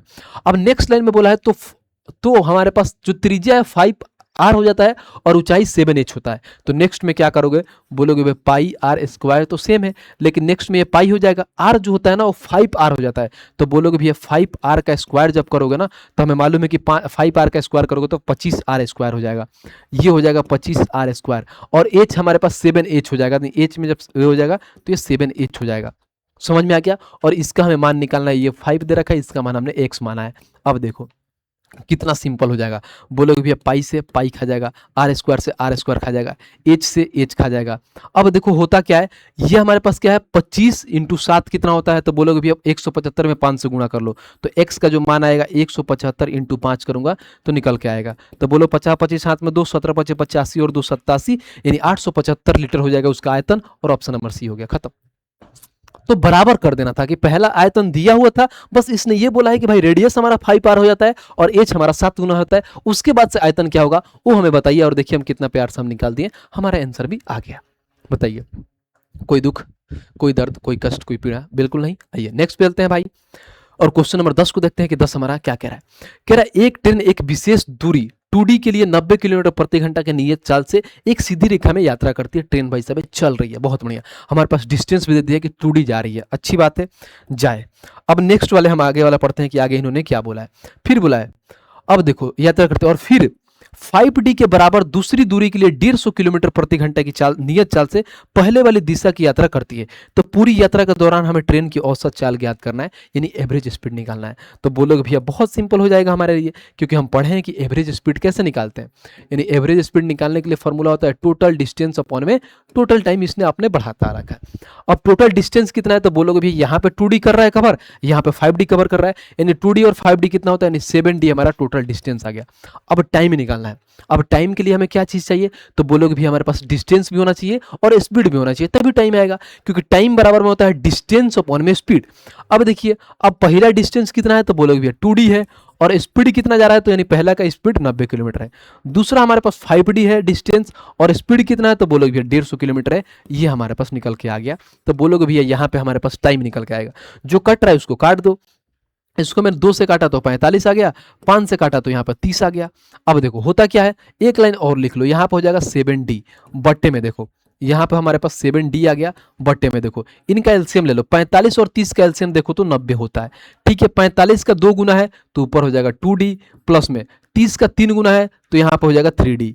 जब 3D होता है इस 90 को उठा के ऊपर भेज दो, तो ऊपर भेजोगे तो हमारे पास 7D इंटू में 90 हो जाएगा, और जो नीचे आएगा 2D और 3D हमारे पास 5D होता है। ठीक है भाई, समझ में आ गया, काटो हमारा आंसर आ जाएगा। ये भी कोई सवाल है, तो बोलोगे भैया डी, तो डी को खा जाएगा। 5 से काटोगे तो मालूम है 18 × 95, और 18 में 7 से गुणा करोगे तो 126 किलोमीटर पर आवर उसका एवरेज स्पीड होगा। ऑप्शन नंबर है, खत्म। कितना बढ़िया सवाल था, बना लिया आपने कि नहीं, बहुत बढ़िया से बना लिया। बस चीज है बढ़िया से बेसिक से लगाइए आप, फॉर्मूला आंसर निकल के आ जाएगा। आइए क्वेश्चन नंबर 11 पर चलता है, और 11 को पढ़ते हैं। क्या कह रहा है क्या, यदि एक व्यक्ति ने 2 वस्तुओं को एक ही कीमत पर खरीदा और एक को 20% के लाभ पर और दूसरी को 15% की हानि पर बेच दिया, यदि दोनों विक्रय मूल्य के बीच का अंतर हमारे पास 105 रुपए है, तो वस्तु का क्रय मूल्य क्या होगा। बहुत बढ़िया सवाल है, समझना। ये वाला लाइन आपके लिए बहुत आसान कर देगा। एक व्यक्ति ने 2 वस्तुओं को एक ही कीमत पर खरीदा, यानी कहीं ना कहीं एक ही कीमत पर खरीदा, यानी उसके लिए वो क्या था, सीपी सेम हो गया। जब भी सीपी सेम हो गया तो हम कुछ नहीं करेंगे। अब होता क्या है, देखो इसमें क्या होता है कि पहले को 20% के लाभ पे और दूसरे को 15% हानि पे बेचता है, यानी जो पहले वस्तु है उसको 20% लाभ पे और दूसरे को -15% हानि पर बेचता है। ये हमारे पास परसेंट का खेल है, ये बेचता है। अब बोला क्या है, ये वाला लाइन पढ़िए, आराम से पढ़िए। फिर बोला है यदि दोनों विक्रय मूल्यों के बीच का अंतर हमारे पास कितना दिया है, 105 सेंट क्या रुपए है। अब हमको मालूम है कि उनका सीपी सेम है, बट यहाँ पर 20% का लाभ हो रहा है, यहाँ पर 15% का लाभ हो रहा है। ठीक है, इतना इतना का हो रहा है। जो हमारा ये विक्रय मूल्य आ गए ना, विक्रय मूल्य आ गए, तो विक्रय मूल्य का अंतर इन्होंने कितना दिया, 105। तो अंतर कैसे निकालोगे, तब बोलोगे भी यहाँ पर 20% प्लस में इसका अंतर यानी माइनस, ये माइनस का 15% होगा। ध्यान रखना, यहाँ पर गलती करते हैं बच्चे, क्योंकि ये लॉस हो रहा है, यानी कहीं ना कहीं हम इसको 120 और 115 माइनस करके 85 भी बना सकते हैं, लेकिन हम यहाँ पर डायरेक्ट लिख लिए, यानी अंतर बोला है। तो बोलोगे भैया 20 और माइनस 15, तो बोलोगे भैया 20 और प्लस का 15 हो जाएगा, यानी बोलोगे हमारे पास ये 35% आ गया। ये परसेंट इसमें लगा हुआ है, इसी 35% का मान इन्होंने 105 दिया है। तो बोलोगे भैया जो 105 है कितने का मान है, तो 35% का मान है। और हमें निकाला क्या गया है, तो वस्तु का कुल क्रय मूल्य ज्ञात करना, यानी 100% का मान बताना है। बस बात खत्म, ये सवाल था, एक लाइन का सवाल था, परसेंट से परसेंट खत्म। 35 से अगर काटोगे तो ये 3 बार में होता है, 3 में 100 से गुणा करोगे तो विक्रय मूल्य 300 होगा, और 300 कहाँ है भाई, तो ऑप्शन नंबर डी हो गया, समाप्त। तो ये होता है भाई साहब, इसमें क्वेश्चन में पढ़ना नहीं होता, ये सारी चीजें लिखा इसलिए कि समझ में आए। बच्चे कंफ्यूज हो जाते हैं, वो 20 में से 15 घटा देते हैं, जिसकी वजह से 5% लिख लेते हैं, लेकिन नहीं, अंतर बोला है और वो माइनस है तो माइनस माइनस प्लस हो जाता है, ये ध्यान रखना है। आइए क्वेश्चन नंबर 12 को देखते हैं, और 12 पढ़ते हैं क्या कह रहा है। कह रहा है 2 वर्षों में इतना रुपए की वार्षिक, देखो चक्रवृद्धि ब्याज का गणना, आराम से पढ़ते जाओ, बहुत बढ़िया। हमारे पास इतना रुपए है भाई, कहने की बोल सकते इकाई दहाई सैकड़ा हजार 10,000 लाख, यानी 2,46,000 रुपए है, और 2 वर्षों में चक्रवृद्धि ब्याज के आधार पर गणना करने पर चक्रवृद्धि ब्याज कितना होगा, यदि ब्याज दर पहले वर्ष 6% और दूसरे वर्ष हमारे पास 5% दिया हो। इसको कई तरीके से बना सकते हो, इसमें आप ये भी लगा सकते हो, बोलोगे भैया आप इसको सीरीज मेथड से भी बना सकते हो, और बाकी नहीं तो आप इसको क्या कर सकते हो, सक्सेसिव से भी बना सकते हो। बहुत आसान है, मैं सक्सेसिव से बना सकता हूं। हमें मालूम है कि जो हमारे पास यहाँ पर जो टाइम दिया है, इन्होंने 2 साल दिया है। अब पहले साल के लिए जो रेट दिया है ना इन्होंने, पहले साल का ये रेट, यानी पहले साल के लिए रेट 6% दिया है, और दूसरे साल के लिए रेट हमारे पास 5% दिया है। अब सीआई का रेट परसेंट कैसे निकालते हो, दोनों को सक्सेसिव लगा लो। तो हमने पढ़ाया है क्या कि दोनों को एक बार ऐड कर लो, तो 6 5 11 पॉइंट, एक बार दोनों को गुणा कर लो, तो बोलोगे 6 5 30, यानी 30, 11.30% हो जाएगा। तो 11.3% भी बोल सकते हो, कोई दिक्कत नहीं है। और हमसे पूछा गया यदि ब्याज यहाँ पर चक्रवृद्धि ब्याज कितना होगा, जो हमारे पास दिया है क्या भाई, पैसा दिया, यानी प्रिंसिपल दिया है, यानी यहाँ पर 24 6, उसके बाद से हमारे पास 3 जीरो दिया है। ये हमारे पास क्या है, बोलोगे भैया 100%, यानी प्रिंसिपल का मान है। हमें निकालना है ब्याज, यानी कहने के 11.30% का मान निकालना है, बस खत्म। यही सवाल है। परसेंटेज इसलिए नहीं लिखते हैं क्योंकि परसेंटेज कट जाता है आपस में। ठीक है भाई, तो ये देखो यहां से जैसे ही पॉइंट हटाओगे तो 00 नीचे आ जाएगा। अब इसको काट लो, आंसर आपका निकल के आ जाएगा। 00 खा जाएगा। यहां से देखो 1 0 किसको खा जाएगा, 1 0 से इसको खा जाएगा। अब आपके पास बचता है 246 इंटू में क्या करेंगे, यहाँ पे 113 से गुणा करेंगे। अब ऐसा कर सकते हैं, बहुत बच्चे क्या करेंगे, इसको गुणा करेंगे। हम क्यों करें गुणा, हम लगाएंगे डीएसएन, डिजिटल सम। हम देख लेते हैं एक बार, ऑप्शन तो अलग अलग आ रहा है ना, डिजिटल सम लगाओ, यानी डिजिटल सम में 9 को नहीं काउंट करते हैं। अब बचेगा हमारे पास 7 2 9 खत्म, 8 7 15, यानी 6 आ गया। 9 खत्म, 8 7 15 खत्म, यहाँ पे 8 7 15 हो गया हमारे पास, ये 9 खत्म, यानी यहाँ पे भी 6 आ गया, यानी 2 अंक तो सेम मिल गए। फिर भी देख लेते हैं, यहाँ पर हमने देखा तो क्या देखा, 9 खत्म 7 2 9 खत्म, यहाँ पे 9 आ गया। अगर यहाँ पे बात करूँ तो 7 2 9 खत्म, 9 खत्म, 8 7 15, यानी 6 आ गया। तो भाई साहब डिजिटल सम से तो काम बनेगा नहीं, हमें गुणा ही करना पड़ेगा, क्योंकि देखो ये भी 6 आ गया, इसका भी 6 आ गया, तो हम गुणा कर लेते हैं।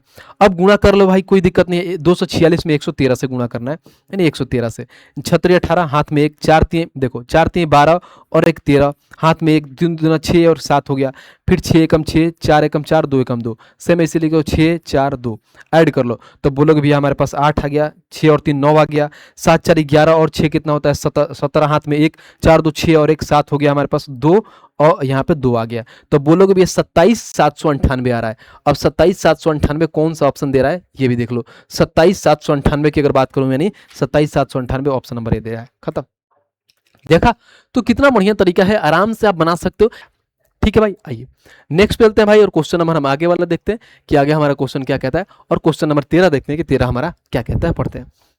कह रहा है 1 से 100 तक 3 या 4 के कुल कितने गुणज हैं। हमें क्या बताना है, गुणज यानी मल्टीपल बताना है इनके। भाई साहब क्या बोला है, 1 से लेके 100 तक, 1 से 100 तक 3 और 4 के कितने गुणज है, ऐसे सवाल को कुछ नहीं करते हैं। 1 से 100 की बात किया है, यानी संख्या कितना है, तो बोलोगे 100 है। तो पहले इसको 3 से डिवाइड कर लेते हैं, कितना रहा अप्रोक्सीमेट, तो बोलोगे भैया 33.33 आता है।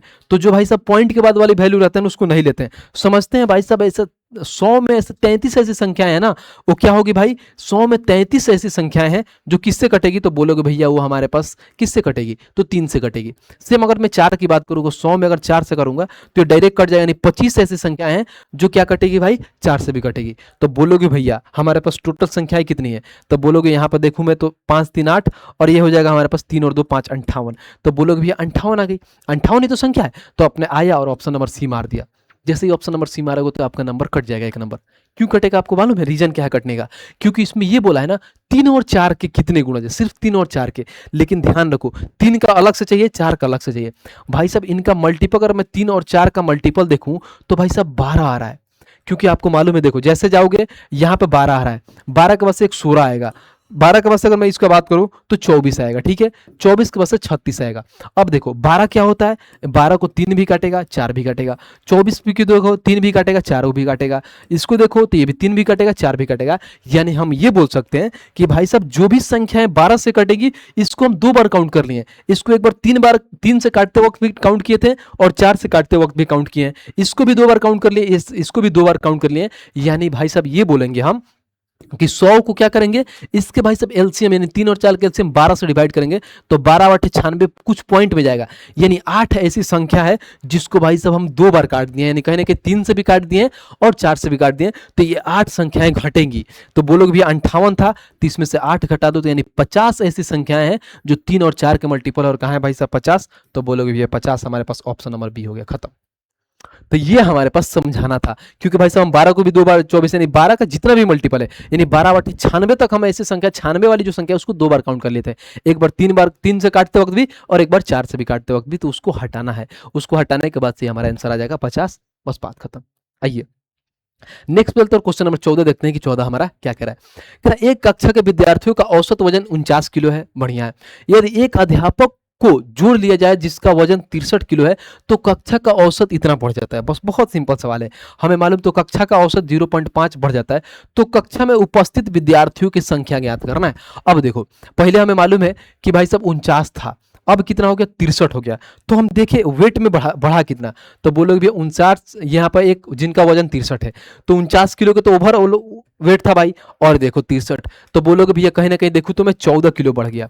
अब 14 किलो बढ़ गया जिसकी वजह से ओवरऑल का हमें अब टोटल संख्या निकालना है कि कितना संख्या है, तो ओवरऑल का औसत वजन कितना बढ़ गया 0.5, तो 14 से 0.5 से करोगे ना तो हमारे पास संख्याएं आ जाएंगी कि क्लास में कितना संख्या है, यानी कितना लोग हैं।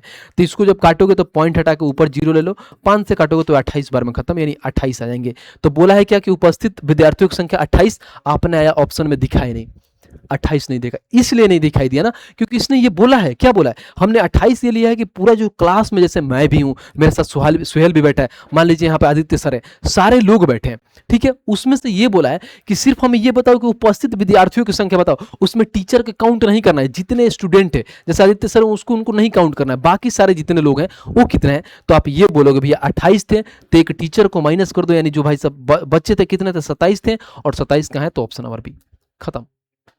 बताइए आ रहा है मजा आ रहा है तो वीडियो को लाइक, चैनल को सब्सक्राइब करते रहिए, ऐसे ही धुआं करेंगे लगातार जब तक आपका जीडी का एग्जाम चलेगा, जब तक विद्याग्राम पे हमारा मॉक टेस्ट लाइव होते रहेगा और भाई आपका सॉल्यूशन लेके आते रहेगा, तो डरना नहीं है, धुआं कर देंगे। चलिए 15 नंबर देखते हैं, कह रहा है एक्स और वाई एक साथ मिलकर एक काम को 8 दिनों में पूरा कर सकते हैं, यदि अकेला एक्स उसी काम को 40 दिनों में पूरा कर सकता है, यदि वाई अकेले काम करे तो वह काम कितने दिनों में पूरा कर लेगा, ये बोला है। वाई क्या बोला है, वाई अकेले काम करे तो वह काम उस काम को कितने दिनों में पूरा कर लेगा, ये भी कोई सवाल है, बताना जरा। हमें मालूम है कि दोनों लोग मिलकर 8 दिन में कर रहे हैं, एक्स भी हैं वाई भी हैं, 8 दिन में कंप्लीट कर दे रहे हैं। और जो एक से जो अकेले कितना दिन में कर रहा है तो 40 दिन में, इनका एलसीएम ले लो तो बोलोगे भैया एलसीएम 40 होगा, दोनों का एफिशिएंसी 5 आएगा, एक्स का एफिशिएंसी 1 आ गया, यानी यहाँ पे एक्स का एफिशिएंसी 1 आ गया, तो बोलोगे भैया यहाँ पे एक्स का 1 है, दोनों लोगों को मिला के कितना है 5 है, तो वाई के 4 आ गया। तो बोला है जो वाई टोटल कितने दिन में कर लेगा, टोटल वर्क 40 है, वाई का एफिशिएंसी 4 है, तो काटोगे तो भाई साहब 10 दिन में वाई काम को कंप्लीट कर लेगा, और 10 दिन का है तो ऑप्शन नंबर डी, खत्म। ये लल्लू सा सवाल था, बहुत इजी सवाल था। आइए नेक्स्ट क्वेश्चन देखते हैं। क्वेश्चन नंबर 16 क्या कह रहा है? कह रहा है कि 12 वस्तुओं का क्रय मूल्य 9 वस्तुओं के विक्रय मूल्य के बराबर है, जबकि 10 वस्तुओं पर बाटा 5 वस्तुओं पर लाभ के बराबर है, तो लाभ प्रतिशत और बट्टा प्रतिशत का अंतर ज्ञात करिए। ये आज के टेस्ट का बहुत बढ़िया सवाल है, इस पे आप 2 स्टार दे दीजिए। बहुत अच्छा सवाल है, बढ़िया से पढ़ना, प्यार से बना लेंगे, एक एक चीज को ध्यान से पढ़ना। बोला क्या है हमारे पास? 12 वस्तुओं का क्रय मूल्य 9 वस्तुओं के विक्रय मूल्य के बराबर में। अब क्रय मूल्य की इंग्लिश में क्या बोलते हैं? तो बोलोगे भैया 12 सीपी जो है ना, वो बराबर में है कितना? तो 9 एसपी के, क्योंकि सेलिंग प्राइस के बराबर में। तो बोलोगे भैया सीपी बटे में जो एसपी निकल के आएगा, क्या आएगा? 3 से काटो 4 बार में, 3 से काटो 3 बार में, यानी सीपी हमारा 3 हो जाएगा और यहाँ पे एसपी हमारे पास 4 हो गया। ठीक है भाई। अगर मैं यहाँ पे प्रॉफिट की बात करूं तो प्रॉफिट हमारा कितना हो रहा है? 3 की चीज कितना में जा रही है? तो बोलोगे भैया 4 के, यानी प्रॉफिट बराबर 1 आ गया। हम प्रॉफिट परसेंट नहीं निकाले हैं, ध्यान रखना, हम सिर्फ प्रॉफिट निकाले हैं कि यहाँ पे प्रॉफिट हमारा कितना है? 1 का है, क्योंकि कोई चीज 3 है 4 में बिकी जा रही है, समझना। आगे वाला लाइन पढ़ो, ये वाला लाइन बढ़िया लाइन है। जबकि 10 वस्तुओं पर बाटा 5 वस्तुओं के लाभ के बराबर में है। हमसे ये बोला है जो 10 वस्तुओं पर डिस्काउंट जो दिया जा रहा है वो किसके बराबर में है? तो बराबर में है 5 के प्रॉफिट के। तो यहाँ पर डिस्काउंट बट्टे में अगर मैं प्रॉफिट की बात करूं तो कितना आएगा? तो बोलोगे भैया हमारे पास ये 2, यानी डिस्काउंट 1 हो जाएगा और प्रॉफिट हमारे पास 2 हो जाएगा। अगर इसको मैं कोफिशिएंट लगा लेता हूं ताकि हमारे लिए कुछ आसान हो जाएगा, यानी इसको x मान लेता हूं, इसको 2x मान लेता हूं। अब ध्यान रखना बढ़िया से। अब बोला है क्या? तो लाभ प्रतिशत और बट्टा प्रतिशत का अंतर ज्ञात करो। अगर मैं यहाँ पे प्रॉफिट परसेंट निकालूं तो कैसे निकालोगे? तो बोलो भैया 1 का प्रॉफिट हो रहा है कितने पे भाई? तो 3 पे, इंटू में हम 100% करूंगा हमारे पास, तो यहाँ पर हमें मालूम है कि 33.33% का प्रॉफिट हो रहा है, यानी प्रॉफिट निकाल लिया। अब यहाँ से हमें डिस्काउंट निकालना है, यानी डिस्काउंट परसेंटेज निकालना है। अब आपको मालूम है कि डिस्काउंट किस पे निकलता है? तो बोलोगे भैया डिस्काउंट हमेशा मार्क प्राइस पे निकलता है, जबकि प्रॉफिट हमेशा किस पे निकलता है? तो प्रॉफिट या लॉस हमेशा सीपी पे निकलता है। तो मार्क प्राइस निकलना है, तो बोलोगे भैया मार्क प्राइस कैसे निकलता है? तो हमेशा ध्यान रखना, कभी भी मार्क प्राइस निकालोगे सेलिंग प्राइस में से अगर मैं प्लस में डिस्काउंट, सेलिंग प्राइस में अगर मैं डिस्काउंट ऐड कर दूं, सेलिंग प्राइस में डिस्काउंट ऐड करूंगा तो मार्क प्राइस निकल के आ जाएगा।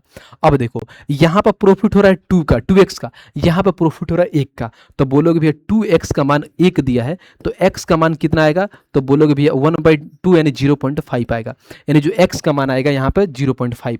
तो जब 0.5 आ गया तो समझो यहाँ पर ओरिजिनल डिस्काउंट कितना हो जाएगा? तो 0.5। और अगर मैं उसका बात करूँ प्रॉफिट का, तो प्रॉफिट कितना हो जाएगा? तो 0.5 में 2 से गुणा करूंगा तो 1 का प्रॉफिट हो गया, यानी बराबर कर लिया। यानी डिस्काउंट कितना होगा? 0.5, प्रॉफिट कितना हो गया? 1। हमें अब क्या निकालना है? तो मार्क प्राइस निकालना है।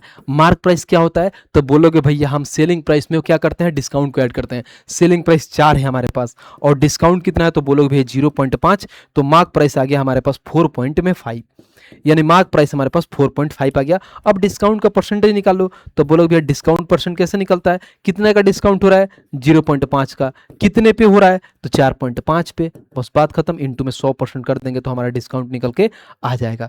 अब देखो कहीं ना कहीं पॉइंट से पॉइंट खत्म, 5 से काटोगे तो इसको 9 बार में, 100/9 होता है कितना? तो बोलोगे भैया हमारे पास 100/9 होता है 11.11% होता है।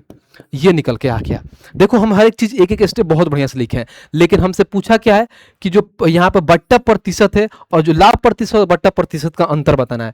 अंतर बताना है, यानी ये बोल सकते हो कि 33.33% में से घटाना है 11.1111, यानी बोलोगे 22.22% आएगा। और कहाँ है? तो ऑप्शन नंबर ए हो जाएगा। बस बात खत्म।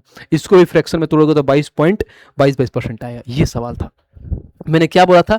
ये आज का एक बढ़िया सवाल था, क्योंकि इसको बहुत अच्छे से लिखना था, अच्छे से एक एक चीज को यहाँ समझना था कि कैसे हो रहा है। क्योंकि यहाँ का 1 का प्रॉफिट हो रहा है और यहाँ पर 2x यानी 2 का मान है, तो बोलोगे 2 का मान 1 है, तो इसका प्रॉफिट देखो तो x का मान 0.5 आया। ओवरऑल डिस्काउंट 0.5 का है, प्रॉफिट हमारा 1 आ गया। 0.5 है, सेलिंग प्राइस में हम डिस्काउंट को ऐड करेंगे तो मार्क प्राइस आएगा, और जैसे मार्क प्राइस आया तो आराम से हम डिस्काउंट का परसेंटेज निकाल लिए, प्रॉफिट परसेंट में से हमने डिस्काउंट का परसेंट को हटा लिया। ये हमारे पास है भाई साहब, बोलोगे भैया ये हमारे पास प्रॉफिट परसेंट है, ठीक है, और ये हमारे पास डिस्काउंट परसेंट है। इन्हीं को आपस में घटाना था, आंसर हमारा निकल के आ गया। बताइए कैसा रहा ये सवाल? मजा आया करके? आइए नेक्स्ट देखते हैं भाई। अब नेक्स्ट सवाल देखते हैं और क्वेश्चन नंबर हम देखते हैं 17 कि 17 क्या कह रहा है। कह रहा है क्या? एक वर्ष के अंत में 4500 रुपए की राशि पर साधारण ब्याज 175 रुपए है। बहुत सिंपल सवाल है ये तो। बोला है हमारे पास एक वर्ष के अंत में 4500 रुपए की राशि साधारण ब्याज पे 175 रुपए है, समान अवधि के लिए समान दर पर, यहां पर समझिए समान अवधि के लिए समान दर पर 9000 रुपए साधारण ब्याज कितना होगा, यानी पर समान अवधि के लिए समान दर पर 9,000 रुपए पर साधारण ब्याज कितना होगा। तो देखो समान अवधि है, समान समय है, रेट मतलब रेट भी हमारे पास सेम है, और उसके बाद से कहीं ना कहीं हमारे पास टाइम भी सेम है। तो कितना है भाई 175 है। और ये कितना हो रहा है, देखो ये पहले कितना था 4500, अब कितना हो गया, तो कहीं ना कहीं बोलोगे भैया हमारे पास 9,000, यानी 4500 से 9,000 यानी अपने आप का 2 गुना हो रहा है। तो ये भी अपने आप का 2 गुना हो जाएगा, और ये अपने आप का 2 गुना का है, तो 350 ऑप्शन नंबर बी खत्म। क्योंकि सिंपल इंटरेस्ट में होता क्या है कि भाई साहब रेट जब सेम आए उसके बाद से हमारे पास कहीं ना कहीं टाइम भी सेम आए, और जो हमारा जिस हिसाब से बढ़ता है हमारा प्रिंसिपल उसी हिसाब से हमारा सिंपल इंटरेस्ट बढ़ता है। बट फिर भी इसको बेसिक से बना देंगे, कोई दिक्कत नहीं है। पहले हमें ये बोला है कि मान लीजिए हमारे पास सिंपल इंटरेस्ट कितना है 175, तो 175 सिंपल इंटरेस्ट प्रिंसिपल कितना है, तो 4500 का प्रिंसिपल है, और हमें रेट कितना दिया है, तो रेट हमें निकालना है। टाइम इन्होंने 1 साल दिया है, बट्टे में हम 100% कर देंगे, तो यहाँ से रेट निकल के आ जाएगा। 00 से 00 खत्म, 45 से काटो तो यहाँ पे कहीं ना कहीं 3 से 5 15 और 50 25, ठीक है, हाथ में 2 5 को 20, 3 से काटोगे 3 से कट जाएगा, 3 से इसको काटूंगा तो 5 से काट लो, 5 9 45, 5 से काटो तो हम डायरेक्ट इसको काटते हैं, लेकिन 3 से तो कटना नहीं चाहिए, 3 से काटूंगा तो 4 3 12, 45 से अगर मान लो इसको कहीं ना कहीं हम परसेंटेज में आएगा कोई दिक्कत नहीं है, 4500 है ना, ठीक है, 175 है, ठीक है, बढ़िया है रेट, ठीक है, निकाल लेते हैं, कोई दिक्कत नहीं है। अगर मैं यहाँ पे देखूँ तो 5 से कटो 5 9 45, 5 3 15 50 25, यहाँ पे आ गया 35 बट्टे में 9 आ गया हमारे पास। तो जो रेट का परसेंट आएगा कितना आएगा, तो बोलोगे भैया 35 बट्टे में 9% का रेट परसेंट आ गया हमारे पास, ठीक है। कुछ तो गलती कर रहे हैं क्या, साधारण ब्याज पर, ठीक है। अब बोला समान अवधि के लिए समान दर पे, लेकिन यार दर तो इसमें दिया ही नहीं है, रेट परसेंट निकालने की जरूरत ही नहीं था, हम तो डायरेक्ट उससे बना ही दिए, बट फिर भी हम बना ही लेते हैं, कोई दिक्कत नहीं है, क्योंकि समान दर यही तो है, उसमें क्या है, रेट का तो इन्होंने मान दे ही रखा है। यानी मान लो हमारे पास सिंपल इंटरेस्ट निकालना है, प्रिंसिपल हमारे पास 9,000 दिया है, उसके बाद से अगर मैं देखूँ रेट हमारे पास 35 बट्टे में आ जाएगा 9, इंटू में हमारे पास 100 तो होएगा ही, अगर मान लो यहाँ पे हो गया 100, और उसके बाद से अगर मैं टाइम की बात करूं तो एक ही है, बस यही है। अगर मैं इसको काटूं तो बोलो भैया 00 से 00 खत्म, 9 से काटो 10 बार में, और कहीं ना कहीं सिंपल इंटरेस्ट हमारा आ जाएगा कितना 350, तो 350 ऑप्शन नंबर बी है। तो ये बकवास से इतना हमें करने की जरूरत नहीं था, ये फालतू का चीज़ें थी, हमें ये नहीं करना था, ठीक है भाई, ये हम लोग नहीं करेंगे, ये बेसिक से जाना ही नहीं था, क्योंकि हमें मालूम है कि भाई सब क्या है उसमें हमारा जब ऑलरेडी 2 चीज़ें दे रखा है बराबर, क्या क्या बराबर दे रखा है देखना जरा, तो रेट टाइम भी दे दिया है और रेट भी बराबर दिया है, उसके बाद से भाई सभी अपने आप का 2 गुना हो रहा है, तो भी अपने आप का क्या होगा ब्याज। अगर देखो मैं लिख देता हूँ नोट में, समझना, नोट में लिख देता हूँ ताकि आपको समझ में आए कि हमारे पास कहीं ना कहीं जैसे रेट और टाइम हमारे पास इक्वल हो जाए, क्या हो जाए भाई बोलोगे इक्वल हो जाए। तो अगर मान लो जिस हिसाब से अगर हमारे पास वो बढ़ता है, क्या जिस हिसाब से अगर मान लो प्रिंसिपल बढ़ता है, प्रिंसिपल अपने आप का 2 गुना होता है यानी 2p होता है, उसी हिसाब से हमारे पास क्या होगा, क्या इनका ब्याज भी अपने आप का अगर 2 गुना इस भी करते हैं तो ये भी अपने आप का 2 गुना होता है, 2si हो जाएगा। यानी जिस हिसाब से भाई साहब क्या होगा हमारा प्रिंसिपल बढ़ेगा उसी हिसाब से हमारा सिंपल इंटरेस्ट बढ़ेगा, तो इतना बेसिक से जाने की नीड नहीं था। आइए क्वेश्चन नंबर हम नेक्स्ट देखते हैं। अब क्या कहता है 18 नंबर, यदि ए और बी रेशियो 6:7 है और बी और सी रेशियो 8:9 है, तो A plus B ratio, B plus C ratio और सी प्लस ए का मान ज्ञात करना है। सिंपल सवाल है, एड ऑन करना है, लिख लो। हमें कितना है, ए है, फिर बी है, फिर यहाँ पे सी है, सी तक ये तो है, ए का मान इन्होंने 6 दिया है, बी का मान 7 दिया है, फिर इसमें बी का कितना मान दिया 8 दिया है, और यहाँ पे 9 दिया है। निकाल लो भाई सब, रेशियो में होता है जो खाली होता है उसके जगह बगल वाले चिपका दो, जैसे चिपकाओगे तो 8 6 48, फिर 7 8 56 और 9 7 63 हो गया, ठीक है। अब ये कटेगा नहीं, हमें मालूम क्या करना है, ए प्लस बी निकालना है, तो A plus B Ed on कर लो, ए प्लस बी यानी पहला जो मान आएगा ए प्लस बी में कितना आएगा, तो 8 6 14 हाथ में 1 और 5 9 और 1 10 यानी 104 पहला आएगा, 104 किस में है, तो इसमें नहीं है, खत्म हो गया। अब उसके बाद से क्या निकालना है, बी प्लस सी, तो बोलोगे 6 3 9 और 6 5 11 119 आएगा, 119 भाई साहब इसमें भी नहीं है, 2 ऑप्शन मिल गए। अब तीसरा देख लो भाई साहब, सी प्लस ए, यानी हमारे पास आ गया सी प्लस ए, 8 3 11 हाथ में 1 आ गया, 8 6 14 और 1 11 यानी 111 आएगा, यानी हमारे पास ये आएगा 111 कहाँ है, तो ऑप्शन नंबर डी है, बी भी खत्म हो गया। तो ये तो बहुत बेसिक बहुत लल्लू सा सवाल था। आइए नेक्स्ट मिलते हैं भाई, और क्वेश्चन नंबर 19 देखते हैं कि 19 हमारा क्या कह रहा है। किसी त्रिभुज का आधार उस वर्ग के परिमाप के बराबर है जिसका विकर्ण हमारे पास 6√2 सेंटीमीटर है, और उसकी ऊंचाई उस वर्ग के भुजा के बराबर में जिसका क्षेत्रफल 144 सेंटीमीटर स्क्वायर है। तो त्रिभुज का क्षेत्रफल ज्ञात करो, बढ़िया सवाल है, इसको आप 1 स्टार तो दे ही सकते हैं। देखिए हमारे पास 2 चीजें, एक मान लीजिए हमारे पास ये हो जाएगा वर्ग, ठीक है भाई। आप एक ट्रेंगल बना लेते हैं, मान लीजिए राइट एंगल ट्रेंगल ही बना लेते हैं, चलिए ट्रायंगल बना लेते हैं। अब इसमें जो बोला है वो समझिएगा, आराम से एक एक चीज समझिएगा। किसी त्रिभुज का आधार उस वर्ग के परिमाप के बराबर में है, वर्ग के परिमाप के बराबर में, जिसका विकर्ण 6√2 है। ये जो वर्ग है ना भाई, ये कितना है? तो बोलोगे भैया 6√2 है। अब बोलोगे वर्ग का भाई साहब परिमाप जो होता है हमारे पास, इसका जो ये विकर्ण कितना है भाई? √2 a का मान दे रखा है 6√2। तो जो हमें मालूम है भाई, √2 से √2 खत्म, तो a का मान आ गया 6।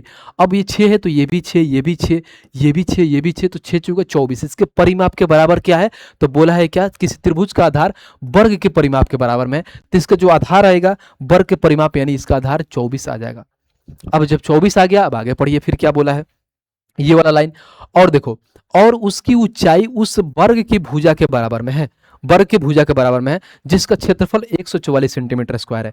अब यहाँ पे क्या दिया है? वर्ग का एरिया दिया है 144। वर्ग का एरिया क्या होता है? ए स्क्वायर का मान दिया है कितना? 144। तो ए का मान कितना आ जाएगा भाई? तो इस पे रूट चढ़ जाएगा, तो ये आ जाएगा 12। ये हमारे पास 12 आ गया, यानी ये बोल सकते हो इसका ए का मान यानी 12 आ गया, ए का मान साइड का मान 12 आ गया। और ये जितना 12 है ना, ये इसी का बोला है कि उसकी ऊंचाई उस वर्ग के भुजा के बराबर में, यानी जो 12 है यही हमारा क्या हाइट का काम करेगा, किसका? तो त्रिभुज का हाइट का काम करेगा, यानी 12 काम करेगा। ये 12 हो गया इसका हाइट।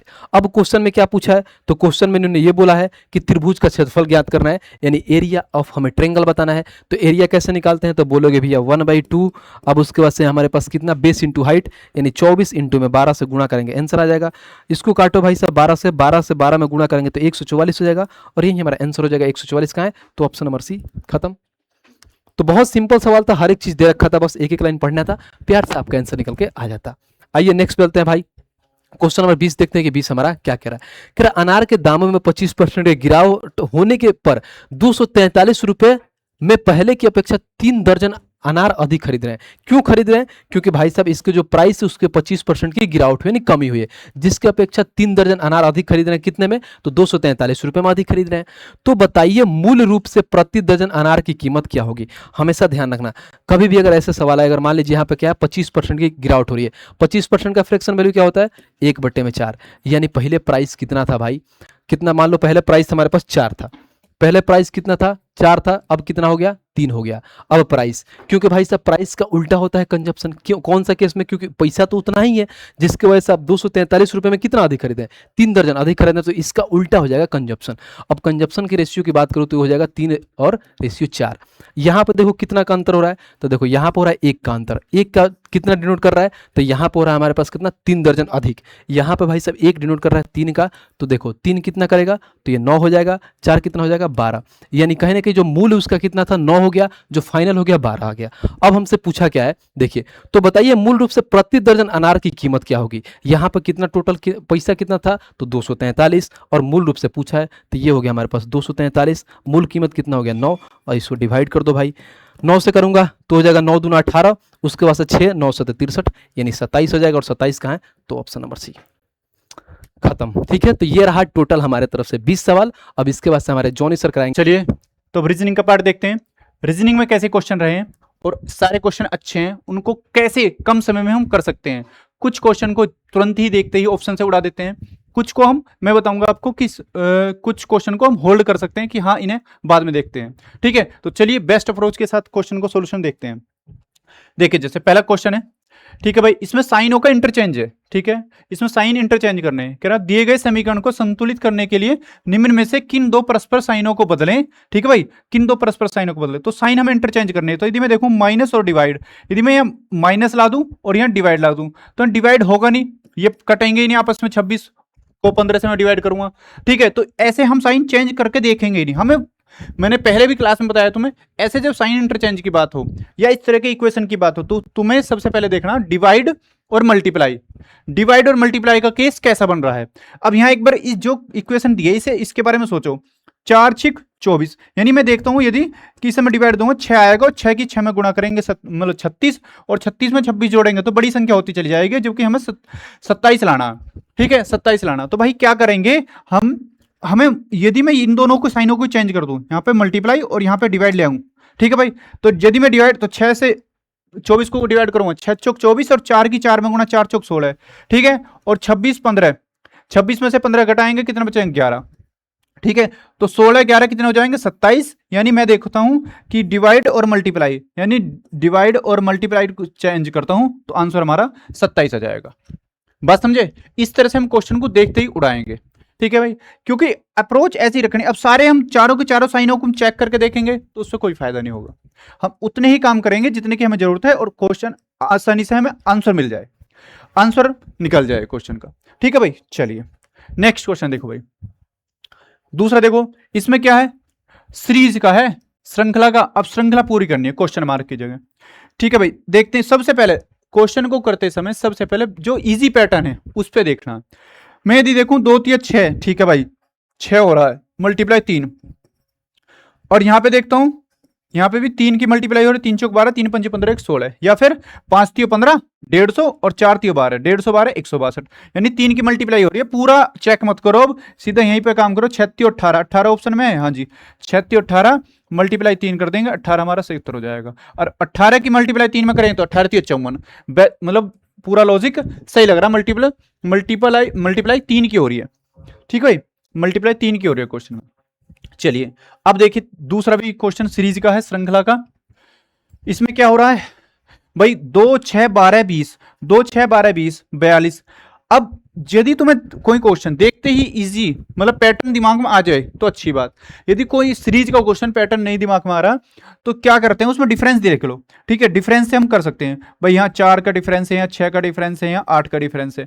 एक बार सीरीज ना बने तो क्या करते हैं, डबल सीरीज बना के देख लेंगे। लेकिन मैं यदि यहां देखूं थोड़ा सा दिमाग लगा के, यदि मैं ये 2 है और मैं 2 का स्क्वायर करूं 4 और -2 कर दूं तो 2 ही बचेगा, 4 -2, और यहां 3 का स्क्वायर कर दूं, 3 माइनस के 3, 3 का स्क्वायर 9 -3 करेंगे 6 हो जाएगा। यानी जिस संख्या का स्क्वायर कर रहे हैं वही संख्या घटा दो, 2 का स्क्वायर -2, 3 का स्क्वायर -3, 4 का, ठीक है, 4 का स्क्वायर -4, 4 का स्क्वायर -4 करेंगे 16 -4 12, और 5 का स्क्वायर 25 -5 करेंगे 20, तो यहाँ 6 का स्क्वायर 36 -6 करेंगे कितना आ जाएगा 30, 30 हमारा सही उत्तर हो जाएगा। अब इसी क्वेश्चन को मैं किससे कर सकता हूं, डिफरेंस से भी कर सकता हूं।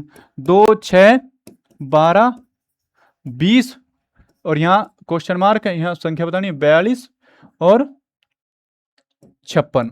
तो जब इस तरह का क्वेश्चन हो तो या तो तुमने यदि प्रैक्टिस कर रखे स्क्वायर किसी संख्या का स्क्वायर करो माइनस से वही संख्या घटा दो, या किसी संख्या का स्क्वायर करो उसमें से कोई एक फिक्स नंबर घटा दो, 1 घटा दो, 2 घटा दो, या नंबर के क्यूब करो उसमें से वही नंबर घटा दो या जोड़ दो, इस तरह से भी कर सकते हैं। या फिर यदि नहीं ऐसी अप्रोच तुम्हारे दिमाग में आ रही तो क्या करते हैं, जब इस तरह का क्वेश्चन बना हो तो डिफरेंस ले लो इनका। इसमें 4 का डिफरेंस है, इसमें कितने का 6 का डिफरेंस है, यहाँ पे 8 का डिफरेंस है, ठीक है। अब यहाँ पे देखो कितने का डिफरेंस है, यहाँ 4 और कितना 1 14 का, ठीक है भाई, 14 का डिफरेंस हो जाएगा। अब यहां देखो एक सिंगल डिफरेंस है, हम नहीं पता चल रही, तो 4 2 6, 6 2 8, और यदि मैं यहां पे भी 2 जोड़ दूं 8 2 10, यानी 10 का डिफरेंस हो जाएगा। 4 2 6, 6 6 12, 12 8 20, 20 और 10 30, तो यहाँ 30 का आ जाएगा हमारा। मिल गई संख्या। तो हम डिफरेंस से भी कर सकते हैं, डिफरेंस से भी इजी पड़ेगा, बात है तुम करो तो, ठीक है भाई। और यहाँ 10 में फिर 4 जोड़ेंगे तो 14 का यहाँ डिफरेंस हो जाएगा, ठीक है भाई। यानी अब इसे हम कैसे कर सकते हैं, डिफरेंस से भी कर सकते हैं, ठीक है, और संख्या का स्क्वायर करें माइनस के वही संख्या कर सकते हैं। देखो फिगर सीरीज का क्वेश्चन है, फिगर एनालॉजी का क्वेश्चन है। देखो ये पैटर्न बना दिया ऐसे, यानी यही चीज हमने क्या करा 90 डिग्री घुमा दी ऐसे, ठीक है, क्लॉकवाइज, और डबल बना दिए, सेम ऐसे ही है, डबल बना दिए। तो इसे भी तुम ऐसे ही क्लॉकवाइज कर दो 90 डिग्री और डबल बना दो। देखो ये तो देखते ही गलत कर दोगे, ठीक है, इसमें आमने सामने मुंह हो गए इनके, ये गलत होगा। इसमें देखो इसमें आकृति अलग होगी, ये यहाँ कर्व है, ये सीधी स्ट्रेट है, तो ये भी गलत होगा। यानी डी में सेम है, डी हमारा सही उत्तर हो जाएगा, D will be the right answer, ठीक है भाई। चलिए पांचवा क्वेश्चन देखो एक बार, फिफ्थ में क्या है, इसमें भी ओड वन आउट है, पूरा क्वेश्चन नहीं पढ़ना, जिसमें पता चल जाए लास्ट में देख लो क्या पूछ रहा है, वह ज्ञात करो जो भिन्न है, यानी ओड वन आउट जो अलग है, ठीक है भाई। अब इसमें क्या हो रहा है ऐसा, यदि मैं देखूं मुझे एक चीज है पता, 36 का पहाड़ा, यदि 36 तिया करूंगा, 36 तिया 108, ठीक है, 108 में से मैं यदि मैं 10 घटा दूं तो कितना बचेगा 98, ठीक है, 98 होगा। और 54 तिया करेंगे 162, 5 तियो 15, 4 तियो 12, 162 माइनस 10 करेंगे तो 52, ठीक है। 82 तिया, ठीक है, 82 तिया 8 तियो 24, ठीक है, 240 और 2 तिया 6, ठीक है, यानी कितना हो जाएगा 246 माइनस 10 करेंगे कितना हो जाएगा 236, 236 ये भी सही है। यानी तीनों में क्या कर रहे हैं मल्टीप्लाई 3 और माइनस के 10, लेकिन इसमें यदि मैं 3 की मल्टीप्लाई करूं 6 तियो 18, 8 तियो 24, ठीक है, कितना हो जाएगा 6 तियो 18 और 6 तियो 18 180 और 8 तियो 24 204, ठीक है, 204 हो गया। 204 में से 10 घटाऊंगा तो 194 बचेगा, लेकिन यहाँ 196 है तो ये गलत हो जाएगा, यहाँ 194 आना चाहिए था, यानी यही गलत है हमारा, डी अलग हो जाएगा, ठीक है भाई। जब हमें दिखगा कि भाई सारे में क्या हो रहा है मल्टीप्लाई 3 और माइनस के 10, मल्टीप्लाई 3 माइनस 3, तो जस्ट सारों को चेक मत करो, लास्ट मतलब आसपास देखो और कहाँ क्या हो रहा है, क्योंकि हमें आंसर जल्दी निकालना है। चलिए भाई नेक्स्ट देखो छठा क्वेश्चन, इसे कैसे करोगे, इसमें भी फिगर सीरीज का क्वेश्चन है, ये अच्छा क्वेश्चन है, बहुत ज्यादा कंफ्यूज करने वाला। जब ऐसे एक बार देखो क्वेश्चन को, ठीक है, क्वेश्चन एक बार देखो, हो रहा हो पैटर्न दिमाग में आ रहा हो तो करो, अदरवाइज छोड़ दो, ठीक है भाई, इसे बाद में देखेंगे। कोई इससे लगाव नहीं, कोई मोहमाया नहीं, ठीक है, ऐसा नहीं है कि ज्यादा नंबर देके जाएगा, कुछ नहीं, बस छोड़ दो। पर लेकिन हम इसमें एक चीज देख सकते हैं भाई क्या हो रहा है, यदि मैं देखूं ये यहां पे क्या है, ये इन्होंने जो मैं कुछ एक पैटर्न पकड़ो, कुछ एक मतलब कुछ एक यूनिक देखो इसमें क्या हो रहा है, ठीक है भाई। यदि मैं इसे देखो क्लॉकवाइज क्या हो रहा है, क्लॉकवाइज 45 डिग्री घुमा दिया इन्होंने, 45 डिग्री घुमा दिया, टर्न कर दिया, ठीक है भाई 45। अब इस बार क्या करा, नेक्स्ट में क्या कर दिया इन्होंने, फिर क्या कर दिया 180 डिग्री घुमा दिया, 180 डिग्री पूरा 180 रोटेट कर दिया क्लॉकवाइज, ठीक है। अब क्या करा, फिर इन्होंने क्या करा, फिर वापिस 45 डिग्री वहीं पे ले आए, ठीक है। फिर इस बार एंटी क्लॉकवाइज इन्होंने क्या कर दिया, ठीक है, और एक बार 45 डिग्री कर दिया, ठीक है, 45 डिग्री। तो यहां पे अब 180 डिग्री घुमा देंगे, टर्न कर देंगे, ठीक है भाई। 180 डिग्री, 180 डिग्री देखो एक में हो रहा है, ठीक है, 180 डिग्री एक में हो रहा है, ये एक ऑप्शन तो ये निकलगा। ऐसे भी कर सकते हो, दूसरा ये देखो कुछ और देख लो, ठीक है, कोई और भी देखना चाहो तो ऐसा नहीं है, इसमें ज्यादा कुछ नहीं दिमाग लगाना, जहां इजी पड़ रहा हो कोई एक देख लो। यदि एरो का पकड़ के देख लो, एरो का क्या कर रखा है इन्होंने, एरो यहां देखो, एरो 180 डिग्री टर्न कर दिया, ठीक है, 180 डिग्री, फिर 45 डिग्री क्लॉकवाइज कर दिया, ठीक है, फिर क्या कर दिया, फिर 45 डिग्री क्लॉकवाइज कर दिया, ठीक है। अब इस बार क्या 180 डिग्री, 180 डिग्री कर दिया। अब 180 डिग्री के बाद 45 डिग्री एंटी क्लॉकवाइज कर देंगे, एंटी क्लॉकवाइज, ये एरो नीचे आ जाएगा, एरो नीचे एरिया इसमें हो रहा, ठीक है। तो यानी ए हमारा सही उत्तर बन जाएगा। कोई एक चीज देख लो, एक चीज में क्या हो रही है, बस उस पर काम करना शुरू कर दो। सातवां क्वेश्चन देखो, सीरीज का है, सॉरी सीरीज नहीं, कोडिंग रिकॉर्डिंग, ठीक है, कोडिंग का क्वेश्चन है क्या भाई, देखो एस टी, ठीक है, डब्ल्यू वाई, यानी पहले प्लस 1 करा, दूसरे में हमने देखा 2 जोड़ दिया, डब्ल्यू में यानी 23 में 2 जोड़ा 25 हो गए, और यहां देखते हैं 5 में 3 जोड़ रहे हैं 8 हो रहे थे, यानी हमें जितने नंबर पे जो लेटर है उसमें वही नंबर जोड़ रहे, पहले नंबर पे पहला, दूसरे पे 2 जोड़ दिए, तीसरे पे 3, तो लास्ट में देखो ए क्या नंबर 5वें पे, तो एक में 5 जोड़ दिया 6 आ गया। तो तुम भी लास्ट में यही कर दो, बस लास्ट में देखो क्या हो रहा है, लास्ट में क्या, तो 9 में 5 जोड़ेंगे, स्टार्टिंग तो सबकी सेम है, स्टार्टिंग से कुछ मत करो, लास्ट में देखो 5, 9 और 5 14, 14 पे क्या है एन, एम वाला बाहर होगा एन, ठीक है, 8 4 12, ठीक है, 8 4 12, 12 पे क्या हो जाएगा एल, अच्छा एल भी है, और यहां क्या है 3, 16 3, सॉरी 19 3 22, 22 में क्या है भाई वी, ठीक है, 19 3 हो जाएगा, 22 वी हो जाएगा, वी भी किस में है, इसमें नहीं है, ठीक है, मैं 2 में रह गए, ठीक है, और इसमें एक 2 जोड़ेंगे, ठीक है, एक में 2 जोड़ेंगे 3, 3 पे क्या आ जाएगा भाई सी, ठीक है, यही 2 तो बचे, ये भी बाहर होगा, यही डी हमारा आंसर हो जाएगा, ठीक है, यही डी हमारा आंसर हो जाएगा। ऑप्शन से एलिमिनेट करते चले जाओ, सारे को चेक मत करना, बस ये देख लो कहां पे अलग मिल रहा है, जहां पे क्वेश्चन अलग मिल रहा हो वहीं पे काम छोड़ देंगे, ठीक है भाई। चलिए 8वां क्वेश्चन देखो, 8वां क्वेश्चन में क्या है, ये डाइस का क्वेश्चन है, ओपन डाइस दिया हुआ है इन्होंने। अब इसे हम यदि फोल्ड करेंगे, बंद करेंगे तो कितने मतलब कैसे बन सकता है, कैसे इसमें डाइस बन सकता है, ठीक है, देखो उस पासे का चयन कीजिए जिसका निर्माण दिए गए कागज को रेखाओं से मोड़कर किया जा सकता है, यानी खुले हुए कागज को बंद करते हैं तो कैसे। अब हमें पता है इसमें क्या है, हमें अपोजिट का पता होना चाहिए। ठीक है भाई, अपोजिट कौन सा होगा, एट द रेट किसके, डॉलर यानी इसके डॉलर के बराबर होगा, यानी अपोजिट होगा। ठीक है, और स्टार परसेंट के अपोजिट होगा, हैशटैग प्लस के अपोजिट होगा। तो ये दोनों जो अपोजिट है ना वो एक साथ नहीं दिखने चाहिए, अपोजिट एक साथ नहीं दिखने चाहिए। यदि अपोजिट एक साथ है तो वो नहीं बनेगा, अदरवाइज बन सकता है। अब देखो हैशटैग के साथ प्लस है, नहीं हैशटैग के साथ प्लस नहीं है, यू बन जाएगा। ठीक है, डॉलर के साथ क्या एट द रेट है, नहीं है, ये बन जाएगा। ठीक है, परसेंट के साथ प्लस है, परसेंट के साथ क्या है, स्टार नहीं है, तो ये बन जाएगा, ए बन जाएगा। एक इसमें है, अच्छा ए सी के साथ है, ए एक तो सभी के साथ है भाई, तो ए बन रहा है। अब देखो एट द रेट के साथ डॉलर, ये नहीं बनेगा, एट द रेट और ये एक दूसरे का अपोजिट है, ये इन्होंने एक साथ दे दिया, ये नहीं बनेगा। स्टार के साथ क्या, स्टार के साथ परसेंट, स्टार के साथ परसेंट, स्टार के साथ परसेंट नहीं दिया, ठीक है, ये इसका अपोजिट है तो ये बन जाएगा। प्लस के साथ प्लस का अपोजिट क्या, हैशटैग, और ये बन जाएगा क्योंकि डॉलर का साइन है, मतलब अपोजिट है, एट द रेट, ये बन जाएगा। डी में देखो, डी में परसेंट, ठीक है, परसेंट और क्या है, परसेंट के अपोजिट क्या है, स्टार, परसेंट दिया है। ठीक है, और प्लस के अपोजिट क्या है, हैशटैग, प्लस के अपोजिट क्या है, हैशटैग, ये नहीं दिया, ये बन जाएगा। ठीक है, एट द रेट का, तो यानी ये बन जाएगा, एसीडी, एसीडी बन जाएगा, एसीडी, एसीडी इसमें बन जाएगा। अपोजिट निकालो बस, अपोजिट एक दूसरे के नहीं होने चाहिए, जो अपोजिट है वो एक साथ नहीं होने चाहिए, जो नहीं अपोजिट वो बन जाएंगे। ठीक है भाई, चलिए नेक्स्ट देखो, नोवा, इसमें क्या है, पक्षी पंख, पक्षी पंख।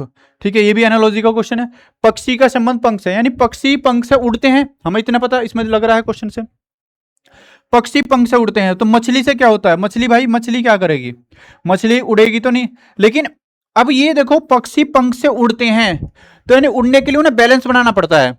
ठीक है, तो यानी मछली से कुछ ऐसा ढूंढना है हमें जो मछली जिससे बैलेंस बनाती हो, ऐसा। अब यहां क्वेश्चन बहुत तुम्हें कंफ्यूज कर देगा क्योंकि यहाँ गिल्स दिए हुए हैं, गिल्स क्या होते हैं, गिल्स से मछली सांस लेती है, जैसे हम लंग्स से सांस लेते हैं फेफड़े, ऐसे गिल्स के माध्यम से सांस लेते हैं, ब्रीथिंग करते हैं। ठीक है भाई, तो अब पक्षी का यहाँ संबंध किससे दिया, पंख से, यानी बैलेंस बनाने, उड़ने के लिए हमें बैलेंस बनाना पड़ता है पक्षियों को। तो मछली किससे बैलेंस बनाएगी, और मछली करती क्या, उड़ती तो है नहीं लेकिन तैरती है। तैरने के लिए क्या करेंगे, वे फिन्स का यूज करेंगे, मछली जो है तैरने के लिए फिन्स का यूज करती है, तैरने के लिए बैलेंस बनाना पड़ता है ना उन्हें। ठीक है, वाटर पानी अलग होगा, स्केल्स अलग होगा। ठीक है, और गिल्स मैंने बताया, गिल्स क्या है, सांस लेने से संबंधित है, तो ये भी नहीं होगा। ठीक है, तो यानी फिन्स बनेगा मछली का।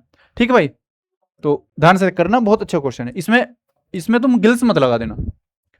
अब यहां देखो 520 और 738, ये भी एनालॉजी का क्वेश्चन है, अच्छा क्वेश्चन है, तो यहां बताना यहां पे क्या आएगा। ठीक है भाई, अब इसमें क्या आ सकता है देखो, तो इसके लिए मैंने तुम्हें क्लास में बताया है कि तुम्हें क्यूब याद होनी चाहिए अच्छे से कम 12 तक तो होनी चाहिए, 15 हो जाए तो अच्छी बात, लेकिन 12, 10, 12 तक तो होनी चाहिए। हमें पता है 8 की क्यूब यदि मैं करता हूं, 8 की क्यूब, 8 × 64 512, 512 में 8 ही जोड़ दो, जिसकी क्यूब वही संख्या जोड़ दी, 520 होगा। अब मैं यदि 9 की क्यूब करो, 729, और 29 में 9 ही जोड़ दो, जिसकी क्यूब वही जोड़ दो, कितना हो जाएगा, 738। ठीक है भाई, अब देखो यानी 8 9 का है। ठीक है भाई, ये 8 की और ये 9 की। अब हमें पता है, यहां तो पता नहीं, लेकिन यहां क्या है, यदि मैं देखूं यहां 350 किसकी क्यूब के आसपास है, 343। ठीक है, 7 की क्यूब, 7 7 49 7 343, और 7 में इसमें जोड़ दो 350, तो 7 से पहले क्या आ जाएगा, 6 की क्यूब प्लस 6 की क्यूब प्लस 6, 6 6 36 का 216, और 216 6 22, यानी 222 हो जाएगा। ठीक है, 11वां क्वेश्चन देखो एक बार, इसमें कह रहा है रोंग सीरीज का क्वेश्चन, गलत संख्या बतानी है, इनकरेक्ट बताना है, गलत क्या होगा। गलत में क्या कर सकते हैं हम, देखो 8 7 56। ठीक है भाई, 8 7 56, मुझे एक दिखते ही चीज दिमाग में आ रही है, 8 7 56, 8 की गुणा 7 में करूं, यदि मैं इसकी भी 7 में गुणा करूं, 7 6 42, लेकिन इसमें तो यहाँ 3 आ रहा है, लेकिन यहां पर देखूं 7 चौक 28, ये भी आ रहा है। तो यदि मैं देखता हूं, यदि मैं 7 की मल्टीप्लाई करता हूं, 7 6 42, 2 और 7 5 35, ठीक है, 35 4 39, 39, 392। यदि 392 हो यहाँ पे, तो अब फिर इसमें मैं 7 की गुणा करूंगा, ठीक है, 7 दूनी 14, 4 आ जाएगा, यानी मल्टीप्लाई 7 की हो रही है, तो यानी मल्टीप्लाई 7 की, ये 7 की मल्टीप्लाई करने पे 393 ही सही नहीं आ रहा, ठीक है, और सब संख्या सही आ जाएंगी, क्योंकि इकाई अंक से हम चेक कर लेंगे यूनिट डिजिट से, ठीक है, तो यानी 343 में गलत नंबर हो जाएगा, 343 गलत हो जाएगा। बार बार देखो, ये भी कोडिंग का ही है, सॉरी एनालॉजी का क्वेश्चन है। तो भाई देखो इसमें क्या है, इससे इन्होंने ये बनाया है, ठीक है, तो बताना ये वर्ड जो बना किससे बना है, नहीं इससे पहले वाला वर्ड ढूंढना हमें। अब देखो के जेड पूरा मत चेक करो, पूरा मत चेक करो, लास्ट वाला देख लो, इसने क्या करा, 18 3 21, 18 3 21 यानी 3 जोड़ के आया है ये, ठीक है, ये 3 जुड़ने के बाद आया, तो ये जो है ये घट के आएगा, यानी ये जो टी है इसमें 3 जुड़ के आया, टी जो आया 3 जुड़ के आया, टी में से 3 घटाएंगे तो क्या, यानी 20 में से 3 घटाएंगे 17, 17 पे क्या होता है क्यों, क्यों होता 17, यानी सी हमारा सही उत्तर हो जाएगा। पूरा चेक नहीं करना, बस लास्ट का ही देख लो क्या अलग किस में हो रहा है, अलग क्या है बस, ठीक है, पूरा चेक नहीं करना। 13 देखिए तेरे क्वेश्चन, जब इस तरह का क्वेश्चन हो, तुम्हें 5 आकृति दी हो, तो क्या करो, फर्स्ट को छोड़ दो, ठीक है। अभी देखो इन्होंने क्या करा, इसमें क्या करा, ये जो डॉट है ब्लैक डॉट एक स्थान आगे खिसका दी, ठीक है, यानी एक स्थान आगे खिसका दिया, तो तुम भी इससे जो आर है, ये आर यहां पहुंच जाएगा, आर यहां पहुंच जाएगा कॉर्नर पे, ठीक है, ये भी नहीं है, ये भी नहीं, लेकिन देखो तुम्हारा नसीब खराब है इसलिए 2 में आ गए, अदरवाइज रेयर चांस रहते हैं 2 में केस फंसे, एक से ही तुम्हारा आंसर निकल जाता, एक ही मिलता। लेकिन अब यहां देखो आर 2 में तो कोई बात नहीं, अब यहां इन्होंने क्या करा है, दूसरे स्थान पे, यहां हमारा कोई है नहीं, इनका तो दूसरा स्थान यहाँ प्लस था, ये ऊपर खिसका दिया, मतलब ये आपस में इनके स्थान खिसक गए, जगह चेंज होगी, ठीक है भाई, जगह चेंज होगी तो ये क्या हो जाएगा, ये प्लस यहां नहीं रहेगा, ठीक है, सॉरी प्लस नहीं डिवाइड है, ये दिख रहा है ना तुम्हें, डिवाइड है, ठीक है, ये ब्लैक डॉट है, ये आर है, तो भाई ये नीचे खिसक जाएगा, ये यहीं पे नहीं रहेगा, ये डिवाइड नीचे आ जाएगा, यानी सी हमारा सही उत्तर हो जाएगा, ठीक है, ये डिवाइड नीचे खिसक जाएगा, ठीक है भाई, तो ये हमारा सही उत्तर हो जाएगा। बहुत इजी तरीके से कर सकते हैं, आसानी से। अब इसे देखो 14 क्वेश्चन कैसे करेंगे इसमें, P K Z N M X L O V, ठीक है, जे क्यू टी, तो नेक्स्ट बताना नेक्स्ट क्या होगा। एच एस को मत देखना, एच एस को मत देखना, क्योंकि एच एस से हम पूरा चेक नहीं करेंगे, लास्ट वाला देखो 26 - 2 24, ठीक है, 24 - 2 22, 22 - 2 20, 20 - 2 करेंगे 18, 18 पे क्या आएगा आर, 18 पे क्या आएगा आर, आर किस में, एक ही ऑप्शन में डी में, आर 18, ठीक है, घटाने में भी जोर पड़ रहे हो तुम पे, नहीं समझ में आ रही हो घटाना, तो 20 2 22, 22 2 24, 24 2 26, यानी यहाँ 18 2 20 आएगा, ठीक है, यानी 18 2 20 तुम घटा सकते हो, और जो ऑप्शन सेम है उन्हें चेक ही मत करना, ठीक है, पूरा दिमाग मत लगाओ, लास्ट का देखो, जो क्वेश्चन थोड़े से भी तुम्हें डाउट में कर रहा है, दिक्कत कर रहा है, तो उसे क्या करो, छोड़ दो, तुरंत स्किप करो, आगे बढ़ो, ठीक है। अब इसमें क्या ओड बताना, odd one out, odd one out,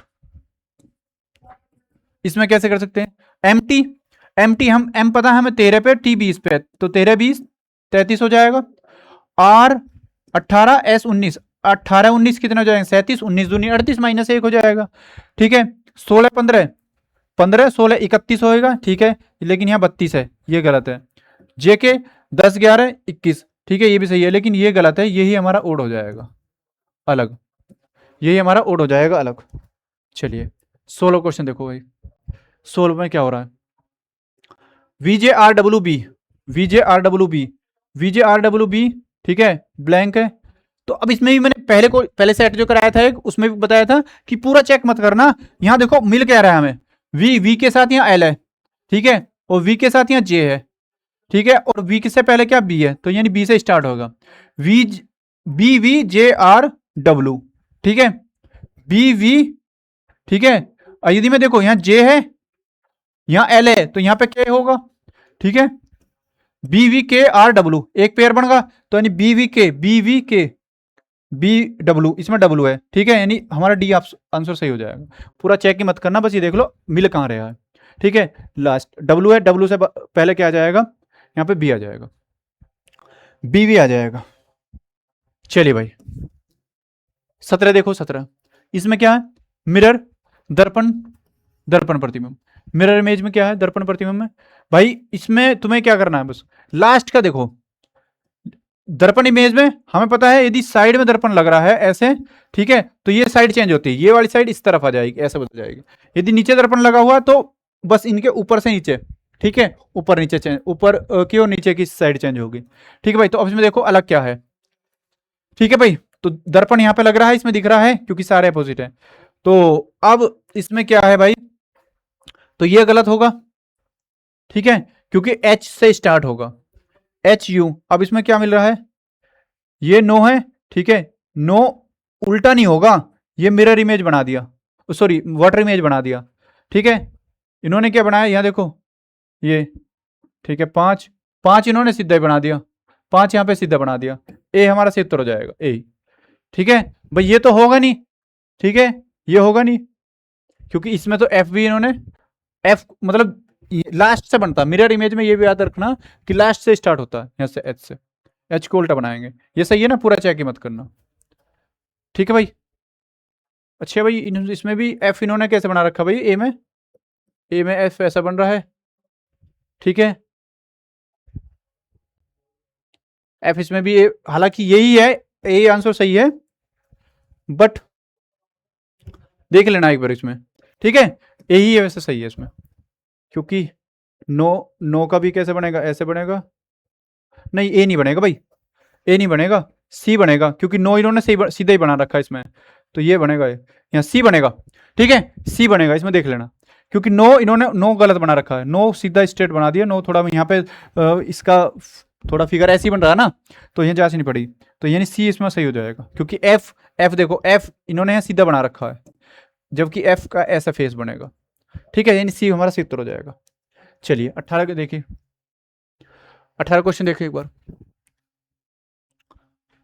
16 2 193, तो इन दो संख्याओं से मिलकर बनी है 193, और यही रिलेशन इसमें लग रहा होगा। ठीक है, 18 और 8 से मिलकर बनी है 97, तो ये बताना इसमें भी कौन सा ऐसा होगा। तो भाई देखो, आजकल एसएससी का फेवरेट हो रहा है क्वेश्चन, इसमें जरूर आता है ऐसा क्वेश्चन। तो ठीक है भाई, यदि मैं देखूं 16 दूनी 32, मतलब 32 के भी मल्टीपल में नहीं आएगा, लेकिन यदि मैं क्या करूं, 16 माइनस 2 करूं 14 का स्क्वायर करूं, ठीक है, 14 का स्क्वायर 196, और माइनस के 3 कर दो 193। यदि मैं देखूं, यदि ऐसा बन रहा है, तो यदि मैं 18 में से 8 घटाऊं 10, और 10 का स्क्वायर करूं 100 में से 3 घटा दूंगा, कितना हो जाएगा, 97। ठीक है, यानी 97 बन रहा। तो ऐसा है कि पहली और सेकंड, फर्स्ट और सेकंड नंबर का क्या करेंगे, डिफरेंस, फर्स्ट और सेकंड नंबर का डिफरेंस, ठीक है, और उसका क्या कर देंगे, स्क्वायर, और स्क्वायर में से -3 करेंगे। तो भाई देखो, 8 में से 2 घटाएंगे 6 का स्क्वायर तो ज्यादा छोटा हो जाएगा, 14 में से 3 घटाएंगे कितना हो जाएगा, 11 का स्क्वायर 121, हाँ ये बन सकता है, 11 का स्क्वायर देखो, 14 में से 3 घटाएंगे 11 का स्क्वायर 121, और 121 माइनस 3 करेंगे तो 18, 118 से उत्तर हो जाएगा। ठीक है, ये नहीं होगा। 14 में से 6 घटाएंगे 8 भी स्क्वायर नहीं जाएगा, 16 में से 10 घटाएंगे 6 बचेगा, 6 का स्क्वायर पूरा इन्हें घटा नहीं रखा, तो ये भी नहीं होगा, ये भी नहीं होगा। 19 देखो, 19 में क्या हो रहा है, एनालॉजी का क्वेश्चन है, ये भी एनालॉजी के ज्यादा दिए क्वेश्चन। इसमें क्या है देखो, अब पूरा तुम्हें चेक नहीं करना, ये यहाँ इससे बना है, ठीक है, इसका रिलेशन ऐसा बना है, ठीक है। अब देखो, यदि तुम पूरा इसे करना बैठोगे तो बहुत टाइम लगा देगा, तुम्हारा बहुत टाइम पी जाएगा, लेकिन कुछ एक ऐसा ढूंढो इसमें जो सभी में लग रहा हो। यदि मैं देखूं 9, इसमें क्या डिफरेंस है दोनों में, 9 का, ठीक है, 9 का, ठीक है, तो यहां पे भी 9 का घटा देंगे तो जेड आ जाएगा, जेड से स्टार्ट 2 है, ठीक है, जेड से स्टार्ट 2 है। लेकिन यदि मैं देखूं एक ऑप्शन से मिला मुझे, मैं टारगेट करूं मुझे एक बारी चेक करना पड़े। ठीक है भाई, देखो 6 5 11, ठीक है, 14 5 19, और 22 5 27, और 27 पे क्या आता है, 27 पे क्या आता है, ए। तो ए देखो दूसरे नंबर पे किसमें है, ए दूसरे नंबर में, ए के ऑप्शन में है, एक से आंसर निकल जाएगा। बात समझे, 6 5 11, 11 पे के, और यहां देखो 14 5 19, 19 पे एस, प्लस 5 करा तो 22 5 27, 27 पे क्या आ जाएगा, ए, 27 पे क्या आ जाएगा, ए, और ए की ऑप्शन में, तो कोशिश ये करनी है कि कम से कम काम करना पड़े, पूरा चेक पूरा नहीं करना। हालांकि मैं इससे भी निकाल सकता हूँ फर्स्ट लेटर से, क्योंकि हर एक लेटर में कुछ ना कुछ अलग जुड़ के कुछ ना कुछ अलग घट के हो रहा है काम, लेकिन मैंने एक ऐसा लेटर पकड़ा जिसमें एक ही नंबर जुड़ रहा है, ठीक है, +5 +5 +5 हो रहा, तो उससे ही आंसर निकाल देंगे। ठीक है भाई, चलिए नेक्स्ट देखिए 20वां क्वेश्चन देखिए, लास्ट क्वेश्चन है। अब इसे कैसे करेंगे, ठीक है, शब्द दिया है एग्जीक्यूशन के अक्षरों को ऐसे कितने जोड़े हैं, इस वर्ड में ऐसे कितने जोड़े हैं जिनके बीच में शब्द उतने ही जितने बीच जिनके बीच शब्द में उतने ही अक्षर हैं जितने की अंग्रेजी वर्णमाला में होते हैं, अल्फाबेट में। जैसे तुम अल्फाबेट पढ़ते हो ना, ABCD, तो जो ए और बी के, ए के बाद बी आता है, सी के बाद डी, एम के बाद एन आता है, तो इस तरह से बताना इसमें कितने ऐसे लेटर हैं। तो भाई देखता हूं, यदि मैं ई कितने पे 5 पे आता है, ठीक है, X 24 पे, इस तरह से इसमें नंबर लिख लो इनके, ठीक है, 5 24 5 3 21, और ये क्या है नंबर लिख के देख लो, 20 9, ठीक है, और 15 और 14, 15 14। तो भाई देखो इसमें क्या हो रहा है, यदि मैं देखूं 5 से आगे मुझे ऐसे नहीं दिख रही कि 5 से आगे कोई संख्या मुझे इसमें मिल जाए।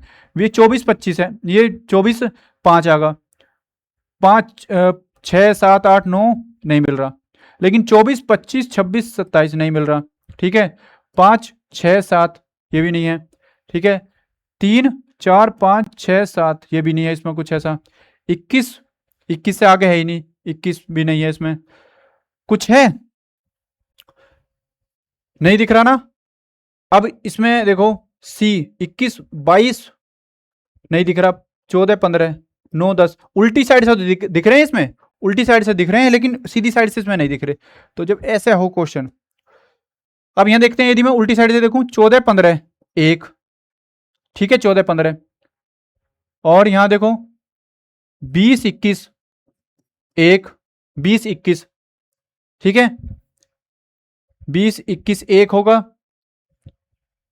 और 3 3 4 5 6 नहीं है, इसमें भी 20 21 22 23 24, ये देखो 20 से ये 1 होगा, 3 तो यहां पे हो गए, ठीक है भाई, 3 यहां हो गए, 20 21 22 23 24, और यहाँ 21 22 23 24, यहाँ पे एक ये मिल गया, यानी 4 मिल गए, 1 2 3 4, तो 3 से ज्यादा हो गए, मोर देन 3 हो जाएगा। सीधी साइड से हमें नहीं मिल रहे, सीधी साइड से तो नहीं मिल पा रहे, लेकिन उल्टी साइड से हम देख रहे हैं मिल जाएंगे, ठीक है, उल्टी साइड से मोर देन 3 हो जाएंगे, तो more than 3 will be the right answer, D हमारा सही उत्तर हो जाएगा। ठीक है भाई, 20 क्वेश्चन थे, 20 क्वेश्चन हमने तुम्हें कराए हैं, और इनका सोल्यूशन कहाँ पे मिलेगा तुम्हें, AR पब्लिकेशन के यूट्यूब चैनल पर, ठीक है, टेलीग्राम पे तुम्हें PDF मिलेगी। यदि वीडियो अच्छी लगी तो लाइक शेयर सब्सक्राइब करना, ठीक है। अब नए टेस्ट के साथ, नया जो लाइव होगा हमारा टेस्ट, उसके साथ सोल्यूशन के साथ फिर आपके साथ मिलेंगे, ठीक है। तब तक के लिए धन्यवाद, जय हिंद।